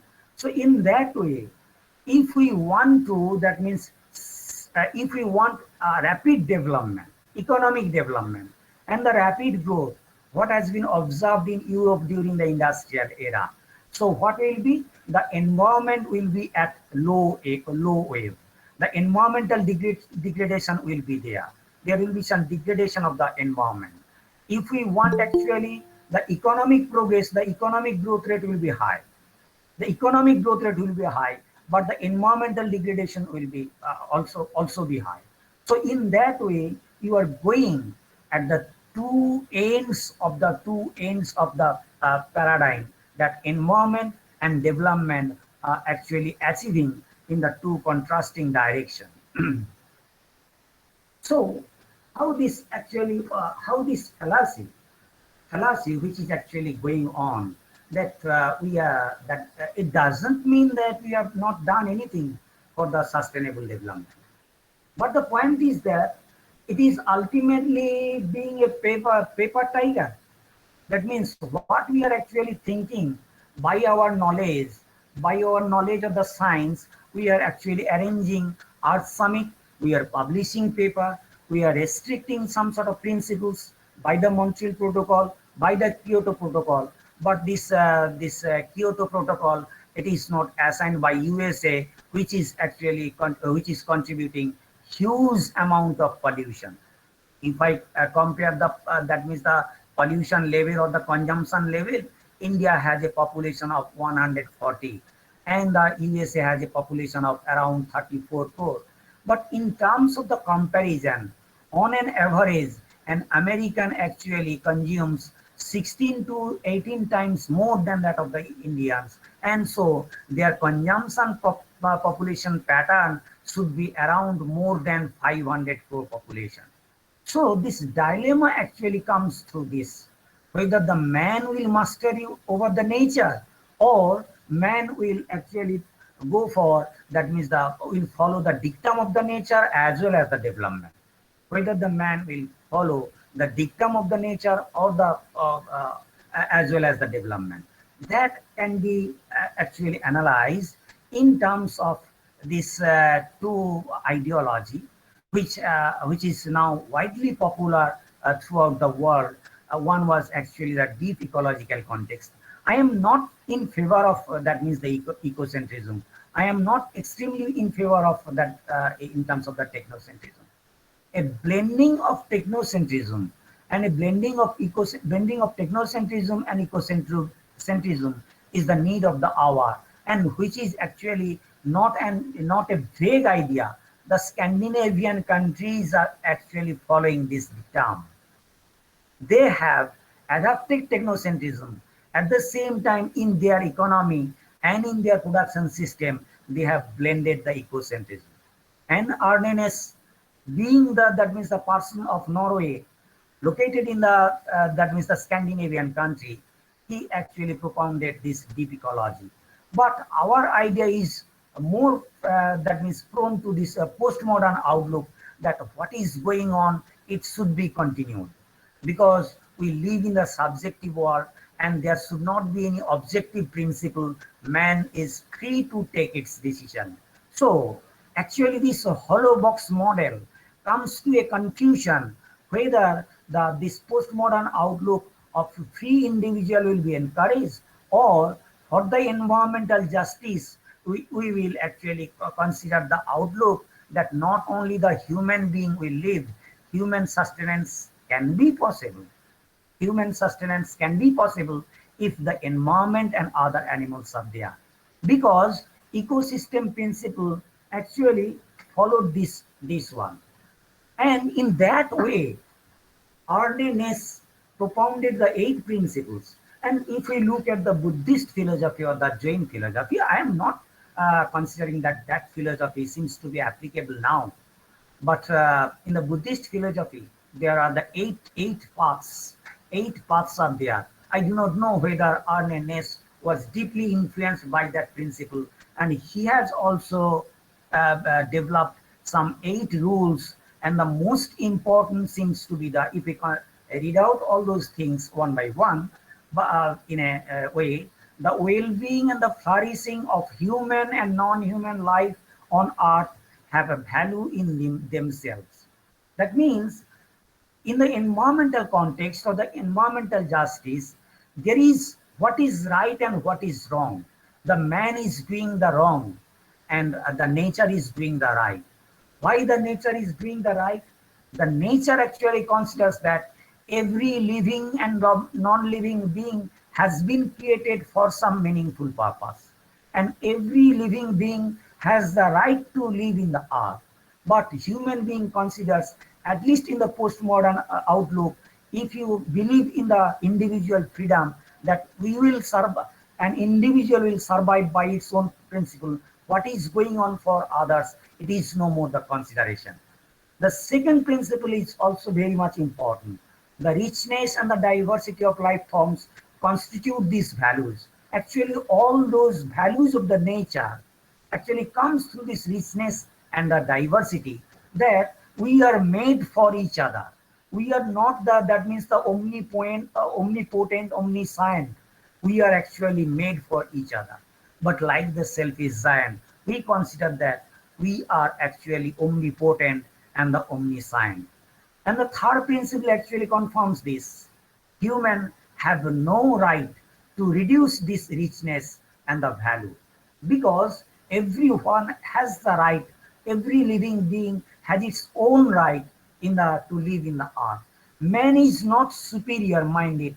In that context, the environmental philosophers considers that man is superior in thinking, but the cheetah is superior in running. Cheetah is superior in running. Monkey is superior in climbing the trees. So this superiority and inferiority is not only be judged only in that means the intellect, rather than there are some other criteria. And the fourth principle seems to be the most important in the context of ecological survival.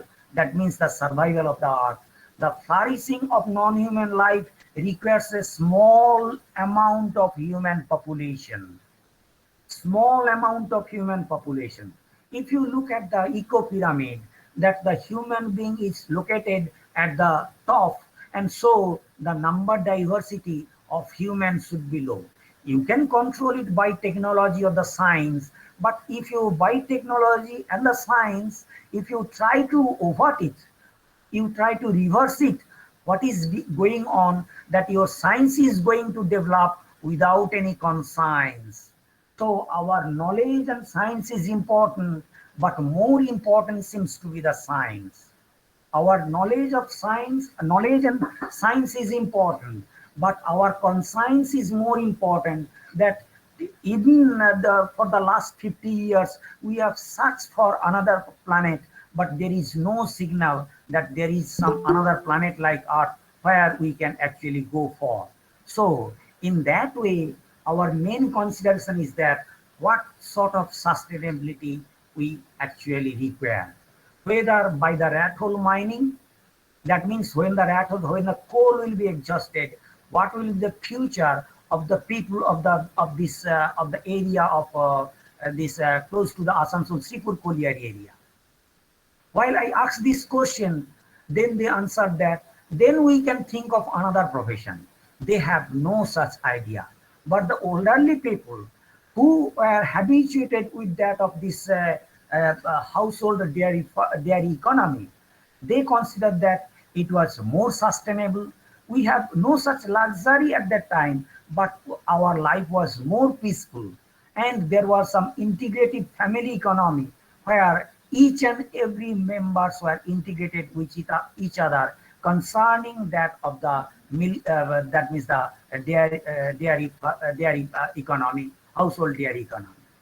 So in that perspective, what I would like to say here, that whether we will consider this our transformation to the Fordism to the post-Fordism, or as the vibrant culture of the cosmopolitan dynamism, that means this postmodern consumption or the cornucopian development should be continued. No kind of sustainable paradigm starting from Rio 0 to Rio 5 plus to Rio 10 plus to Rio 15 plus to Rio, that means the Rio 20 plus. And recently we are actually coming into in the 2020 we will come to the Rio 20 plus, Rio 20, Rio next stage of Rio, because we are actually continuing the sustainability spectrum. And in transformation to Fordism to post-Fordism, another signal has been initiated. It was earlier in the Fordist era, where actually there was some huge consumption with the introduction of vehicle technology and the movement of people from the rural area to urban area. It was basically the high rate of consumption which was proposed by the growth mania. But in the post-forest consumption level, we have the smartphone in our hand. We can choose anything, we can purchase anything from the Amazon and the Flipkart.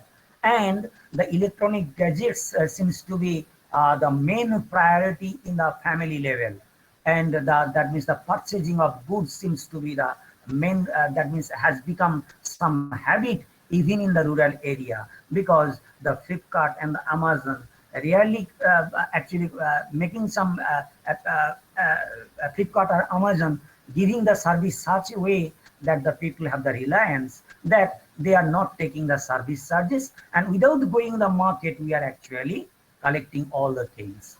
And this vibrant culture has actually initiated this vibrant culture has actually initiated the gigantic mass production and the gigantic mass consumption.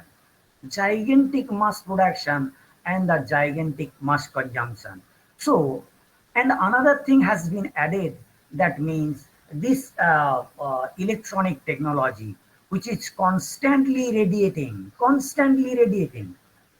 And in this, that means the pandemic era, all the students are teachers and the students are habituated to online courses in front of this constant radiation. This constant radiation is nothing but the entropy.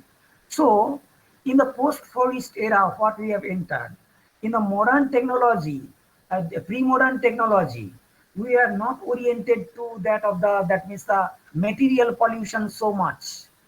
And in the modern technology, while it was driven by machine, we entered into the, that means the material pollution in terms of the carbon dioxide, material pollution in terms of the CFC gases, material pollution of the SOxes and the NOxes. So all those are the material consumption. But in the post-forest era, another momentum has added, that is known as the energy pollution. And if we follow the first law of thermodynamics, energy cannot be created, cannot be destroyed. But if one sort of energy, that means in the second law, if one sort of energy is converted into the waste energy, it cannot be returned back into the active energy. It cannot be enter back into the energy. So while it is transforming to entropy, no technology has been considered so far to transform it into active energy. In that context, actually, my presentation here now, that what is required, whether the development avoiding the environment or the development along with the environment. Always the sustainable development paradigm normally considers the development with environment. It is the two sides of the same coin. And it can be possible if we take the economic growth and the ecological growth.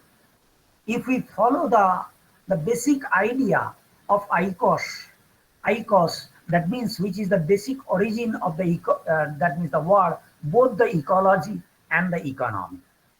This IQAC in the Greek word actually connotes, that means both the economy and the ecology. While it is the home front, that means the household economy, it was IQAC means stands for the economy. While it is outside the household, that means the nature, it is known as the ecology. So the same word, that this economy and the ecology both have come from the same word, oikos. And so we have to integrate this economy and ecology, which is actually coming, which is the origin of the main word, oikos. And so to save the environment and to save the society, what is specifically needed?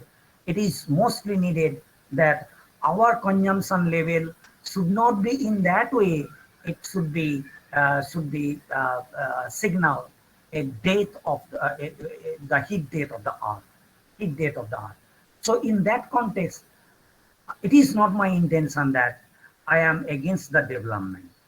It is not my intention that I will ask for to go back into the forest life. But what is more important is that the development with some sort of conscience. And it was actually highlighted, that means the awareness or the conscience seems to be more important. Awareness space it seems to be more important, in which direction our development and our environment should be directed. So after the 30, for the last 30 years, we are doing this, but we are not finding any solution. But while I visited the Bisnoi village in Rajasthan, that in the Rajasthan area, in a desertic condition, they are actually leading a peaceful life. There are enough green space in the desert. They have created huge amount of that means the wetland and huge amount of green space. If you visit some Bisnoi village, if you follow the ethics of the Bisnoi, if you follow, that means the activity of the Bisnoi, they firstly prioritize environment and thereafter the livelihood and thereafter the human. In that particular way, they have a blended that means the environment and development in a sustainable way.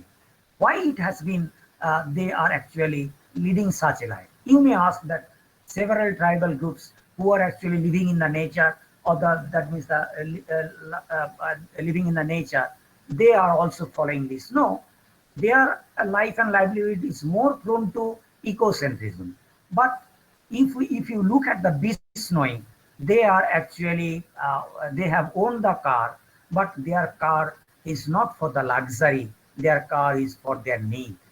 And if you visit a Bisnoi village, the 70% area of their village is 80% area of that village is either covered by the forest water bodies or the agricultural field. Only 10 to 15% is used for roads and the settlements. And by that way, if they can establish a sustainable spectrum in a desert where there is some resource scarcity, where there is some water scarcity, where there is some, that means the non-productivity of the, or the low productivity of the crops, they have actually signaled the real sustainability in terms of the development and the environment. How is it possible? How is it possible? Jambesa Singh in 1742, while there was some severe climatic drought in Rajasthan, existed for 9 to 11 years. Actually, there was huge loss of lives and also the crops and the animals. And so people were actually leaving that area and migrating towards the north, basically in UP and the MP areas. But at that time, Jambeswarji, he was contemporary to Kabir, Nanak, and all those Sri Chaitanya.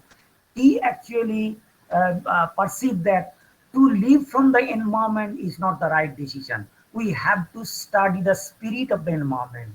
We have to adjust with the environment. And in that way, how can we adjust? He advocated 29 principles. This plus 9, that is known as the BIS9. And out of those, 14 principles are for the environment, 9 principles for the social adjustment, and 5 principles for the economic livelihood. So in that way, actually, they have created the oasis in the desert. So while it is one kind of, that means my research outcome that I have discussed in some seminars, that if the Bishnoi people can achieve the sustainability, if the Scandinavian people can achieve the sustainability, if the people of Bhutan can achieve the negative carbon footprint, so while we are eschewing sustainability for the last 30 years, but we are actually creating the ultimate sum seems to be the zero or the hollow box model. Actually, our mind is actually confronted with two types of idea. One is that we want luxury and extravagances, but while it is some danger, only then we think of sustainability. While we in an academic seminar or in the climate change, we highlight all those the future consequences about the resources, about the livelihood, about the society, about the environment. Only then we eschew all those sustainability. But in our, that means the subconscious mind, it is we urge for the sustainability. But our basic driving force seems to be the luxury and the extravagances, exploiting the environment, and our survival seems to be the main survival. And it was basically highlighted one sort of poem that was actually written by Sukumar Ray, which was translated by Sujanto Chaudhary or Sukanta Chaudhary in terms of the nonsense verse, that this wiser Babu have enough knowledge, but he had no such basic skill how to save life. Whether the boatman has the idea how to save life. Through science and through the knowledge development, we have got enough knowledge. And Foucault may say that it is the subjectivity and individual freedom cannot be restricted from the point of, that means the point of liberal justice, from the point of liberal justice. But does the earth actually considers any non-liberal justice? The earth has considered the most liberal justice, that everybody has the right to live in the earth. Everybody has the right to live in the earth. So our major concern to that of the sustainability, that we have to reduce our consumption level, 30% of carbon dioxide production in the in the Paris climate summit, that on an average we have to reduce for the most of the countries, we have to reduce 30% of our consumption. On an average, we have to reduce 30% of our consumption. For what? To restrict the rising of temperature 1.5 degrees and to restrict the temperature below 1.5 degrees centigrade in between 2050 and 2 degrees centigrade in between within 2100 and 2.5 degrees centigrade within 2150. So those considerations are there, that 30% reduction of our consumption level. But there is no such indication. Maybe that for the last 1.5 years, the consumption level have gone down, but it is one kind of fact that now the selfish giants are actually confined in the room due to some sort of fear psychosis of this pandemic, and so the consumption level have gone down. But when this pandemic will over, once again the selfish giant will come out and will search for the vigorous consumption, which is the consideration of the non-sustainability. So this point of concern, by this non-sustainability, what is going on? If you consider that no, there is no such concern for this sustainability, where the main advice that we have to go back to the forest. No, this is not the sustainability spectrum that we have to go back to the forest, but we have to blend the ecology and the economy into a solid form which is meaningful for the IQAC, And what is you are experiencing? By this global warming, the sea level is rising. And what is the level of sea level rise? It has been estimated that per decade it is around 6 to 8 centimeter. And so within the 2100, it will be around 1 meter, that means the increase of sea level. 1 meter increase of sea level. And not all the places, it is the average. So in some areas, it may be more than 2 meter. And in the 2200 AD, it will be more than 3 meter.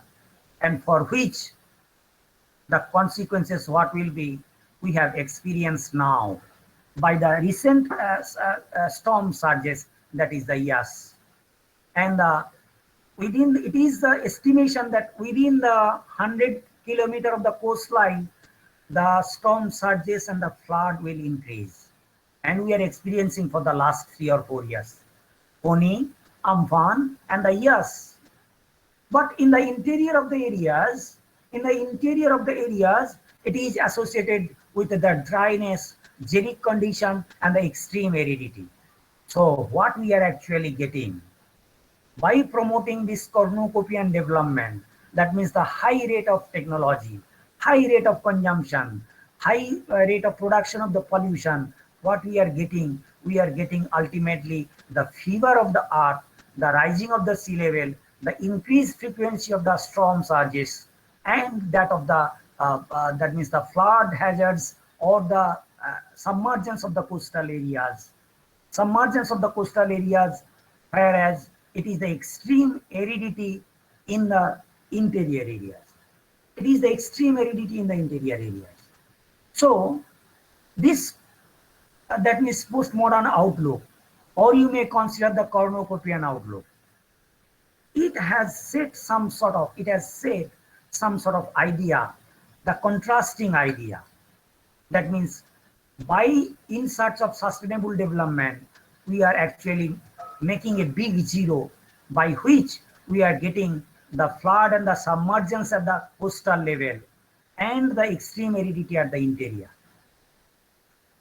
So ultimately it's echoing another kind of, that means the poetic expression in Bengali, that the coastal people, during these years, the people of Sundarban has shouted, "Amai bhasaili re, amai dubaili re, akul doriyai buji kul nai re." So this is the fate, this is the destiny, this is the fate in the, that means in the future days, around the coastal areas. And while the people of the interior areas will shout for a drop of water. It has been signaled in the Maharashtra. It has been signaled in the Telangana. It has been signaled in the MP areas. The extreme aridity of the drought-prone condition, and they are actually searching for. They are actually praying for. If can you lend me a piece of cloud from Cherrapunji to that of the desert or the semi-desert of Maharashtra or that of the MP or that of the Telangana. That means can Cherrapunji থেকে এক ফালি রোদ এনে দিতে পারো গভীর সাহারার বুকে. So that is ultimately the reality. So one may ask, what is the future? Already I have signaled that sustainability, some sort of scientists have considered that sustainability is some sort of vague idea. Not like that. I have given the example of the Bismay people. That you can unfold that means the livelihood of the Scandinavian people. You can go through the life and livelihood of the people of the Bhutan. So is it not the indication of the sustainability? Have they refused the development, or they have successfully blamed the economy and the ecology? So in that way, if we want to go for a sustainable future, we have to once again think of, not only think of, we have think enough, we have to practice it. That means ultimately the attitude, ultimately the conscience, that is the most needed for the real sustainability of environment and development. But what we have got still now, it is a hollow box model. We have planned everything, we have taken a huge attempt for that, but the ultimate gain seems to be the 0-1. And that's the end of my that is the discussion. So thanks to once again the organizer for inviting me in this session. Thank you very much. Thank you so much, sir. It was absolutely incredible how you tailored your message for the audience and simply captivated them from the beginning of your lecture till the end. So now we will have a short interactive session. Well, the first question has been asked by Sir, as in Dr. Uttam Mukhopadhyay. He says that environmental sustainability and economic development, these are dichotomous to each other. So the question is, in third world countries, how can we strike a balance between the two? Of course, that means what kind of sustainability we desire. Apparently, that we are habituated in this luxury and extravagances. Slowly, it can be diminished as one person will gradually be adapted with that of a blending idea of ecocentrism and the technocentrism. So normally, you will consider that this luxury is not so much needed. These extravagances are not so much needed. If we bit by bit actually cut off our luxury and extravagances, just like the Scandinavian people we consider, we should have reliance on modern technology. But our basic production force must be guided by that of that means the agricultural production, creation of the forest. So this carbon trading must not be in paper, must not be put as the paper tigers. We have to create the forest. We have to create the forest. But really, at this juncture, countries like India, countries like Brazil, countries like Mexico, and even countries like China, and also America, but European world, if you visit the city of those areas, now they have transformed their city space from the production space to that of the eco-city space.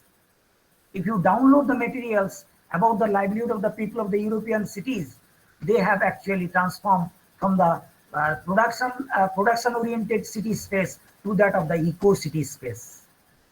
So for developing countries, it will take time. I agree with that situation.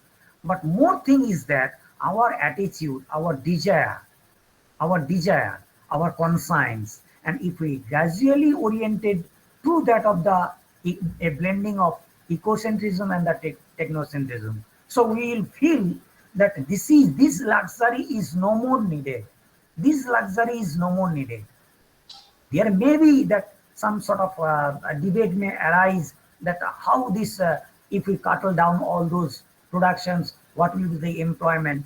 I am not in favor of that means the drastic reduction of this, that means the technocentrism. But slowly, if European people from the 1970s up to the, that means the, with the beginning 1960s, after the Second World War, 1960s, they actually promoted planned town development and the eco-town development model. Eco-town development model. So within 40 years, they have transformed the production-oriented cities to that of the eco-city space. So we will, with the developing countries, we will take not 40 years, it may take 60 years.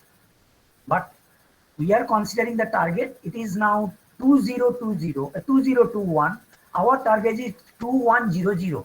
So it is around 80 years. So 80 years in our hand to save the earth, to save the India, to save the people, to save the economy, to make the resource sustainable, to make the livelihood sustainable. We have at least 80 years. At least 80 years.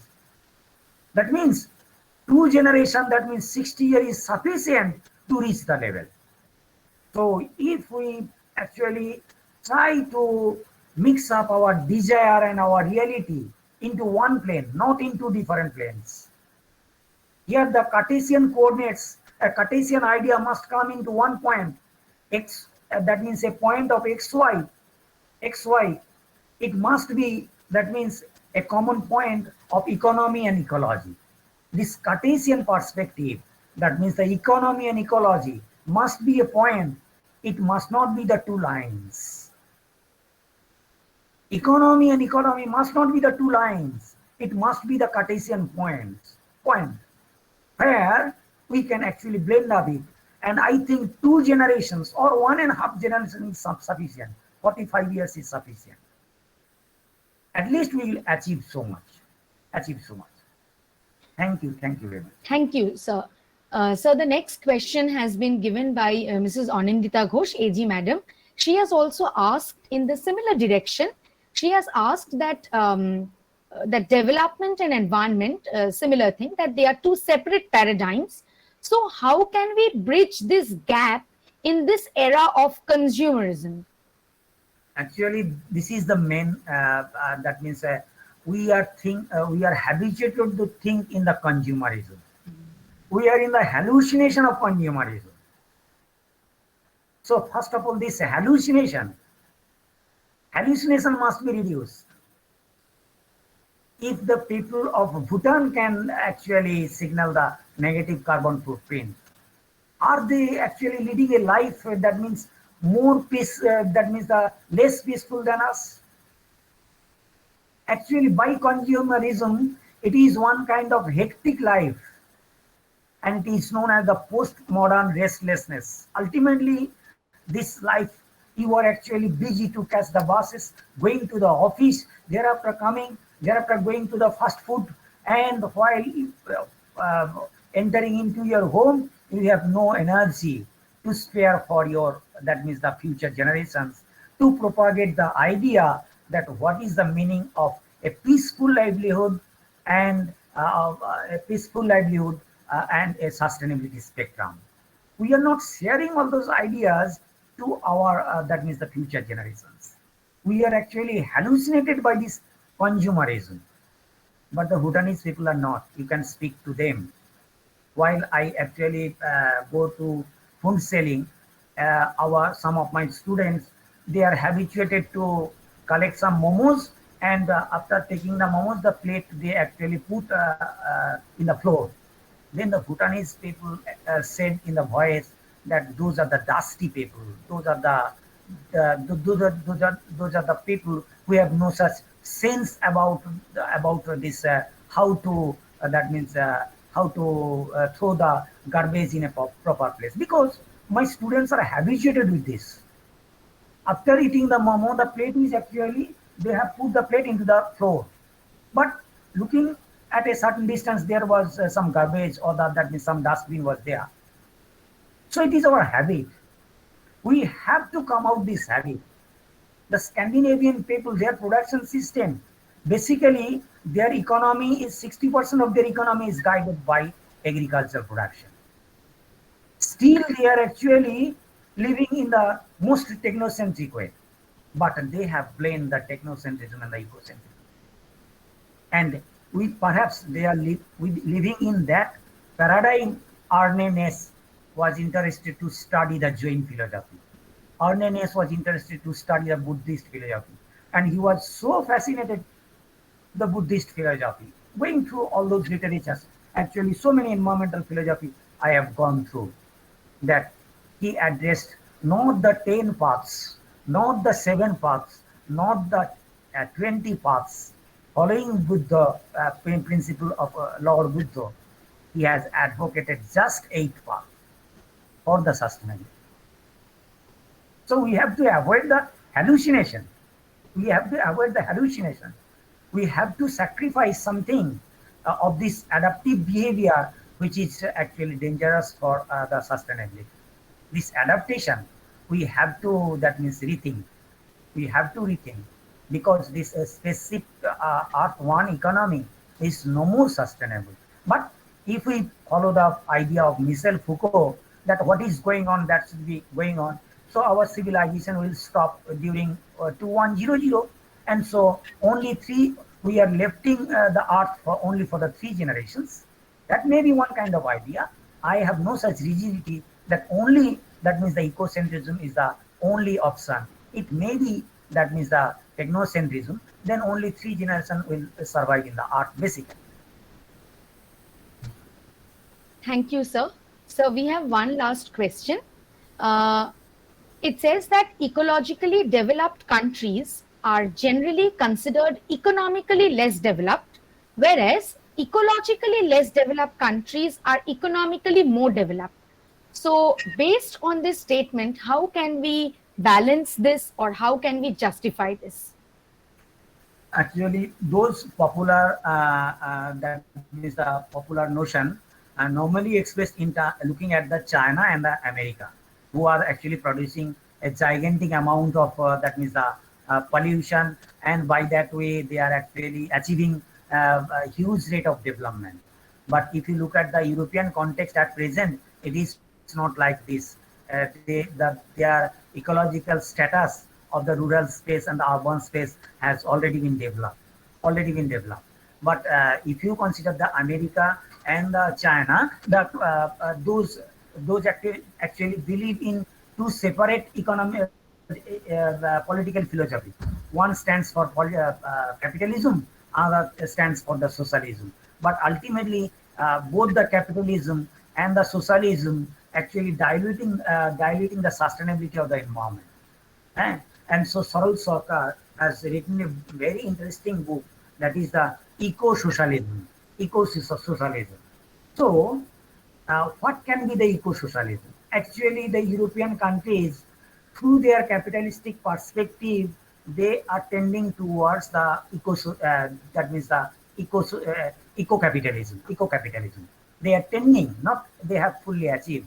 They are tending to that of the eco-capitalism, and that means in future, that means if we are not able to control the population of the third world, so this notion will be a vague notion, that the developing countries is ecologically rich and economically poor. It will be both ecologically poor and economically poor, because already it has signaled by RNS the human population in an ecological context, it cannot be the huge population. Then you are actually ignoring the ecological principle. And if the ecological principle is ignored, so ecology will be destroyed and the economy will be destroyed. You are already at the lower level of the economy, but if you increase your population and the consumption, it will be a reverse pyramid, and ultimately the ecology will be destroyed. So if we continue this momentum, within next 50 years, we will be ecologically poor, the whole Asiatic countries will be ecologically poor as well as the economically poor. Thank you, sir. Thank you so much. Uh, I would now request Dr. Shumana Roy to kindly deliver the reporter's speech. Okay, thank you very much, Sohini. I'm audible? Yes, yes, you are. Yes. Okay. In our first day of international webinar, we have spent a couple of hours and we have heard two excellent lectures from two eminent speakers from Kuntala Lahiri Datta and Professor Shanut Kumar Guchai. We started today's session at 11 o'clock in the morning. It is very difficult to condense their extensive lectures within few words because we have learned many new things and academic words within these couple of hours. Each lecture was followed by a question answer session and fruitful interactions and feedbacks from the participants. Some comments have also made by the participants that have enriched this session. So I'm just mentioning few points of these in extensive lectures. Today, we started with a discussion of In Search of Justice in Coal Transition in India, delivered by Professor Kuntala Lahiri Datta. She endorsed various issues and concerns related to fossil fuel economy, concept of diverse economy with its coal utilization, reliance on coal and its challenges, neoliberal coal, necessity to move from fossil fuel to renewable energy resources. She described coal reliance index to represent consumption of coal globally. She has mentioned the linkage between coal mines and high level of dependency of people of informal sector on coal mines. She emphasized on global north-south divide, justice, and three shifts: new energy system, new mobility system, and new communication system. Professor Lahiri Datta also highlighted on low carbon democracy as a new type of politics and the necessity of green capitalism. She suggested that community investments in low carbon futures should happen. Her lecture has immeasurably enlightened us. Then we moved on to a discussion of contextualizing sustainability of environment development into a hollow box model. Professor Guchait has raised various vital issues like economic sustainability, environmental perceptions, and its changing nature with the progression of human civilization. He mentioned evolution of man, relation between development and environment, rising trend of temperature, and predicted future temperature. He has made an analysis on the level of CO2 and its impact on climate change, enormity of changes in temperature, sensitivity of temperature, and sea level rise. Professor Guchait has also explained desire model and real model, spaceship Earth economy, along with development ethics and its two approaches of utilization, technocentrism and ecocentrism. He also touched upon the issues of fallacy of sustainability, deep ecology versus postmodern consumerism, ecological survival, transformation from Fordism and post-Fordism. He established a relation between gigantic production and consumption. He suggested that there should be an integration between economy and ecology. From his lecture, we can conclude that hollow box model looks at the dilemma between postmodern outlook or human sustenance through conservation. And we have planned everything but gained nothing. His lecture was very informative and thought-provoking. Now we are at the end of today's session, and I would like to request Srimati Anindita Ghosh to deliver vote of thanks. Our session, thank you, Shumana.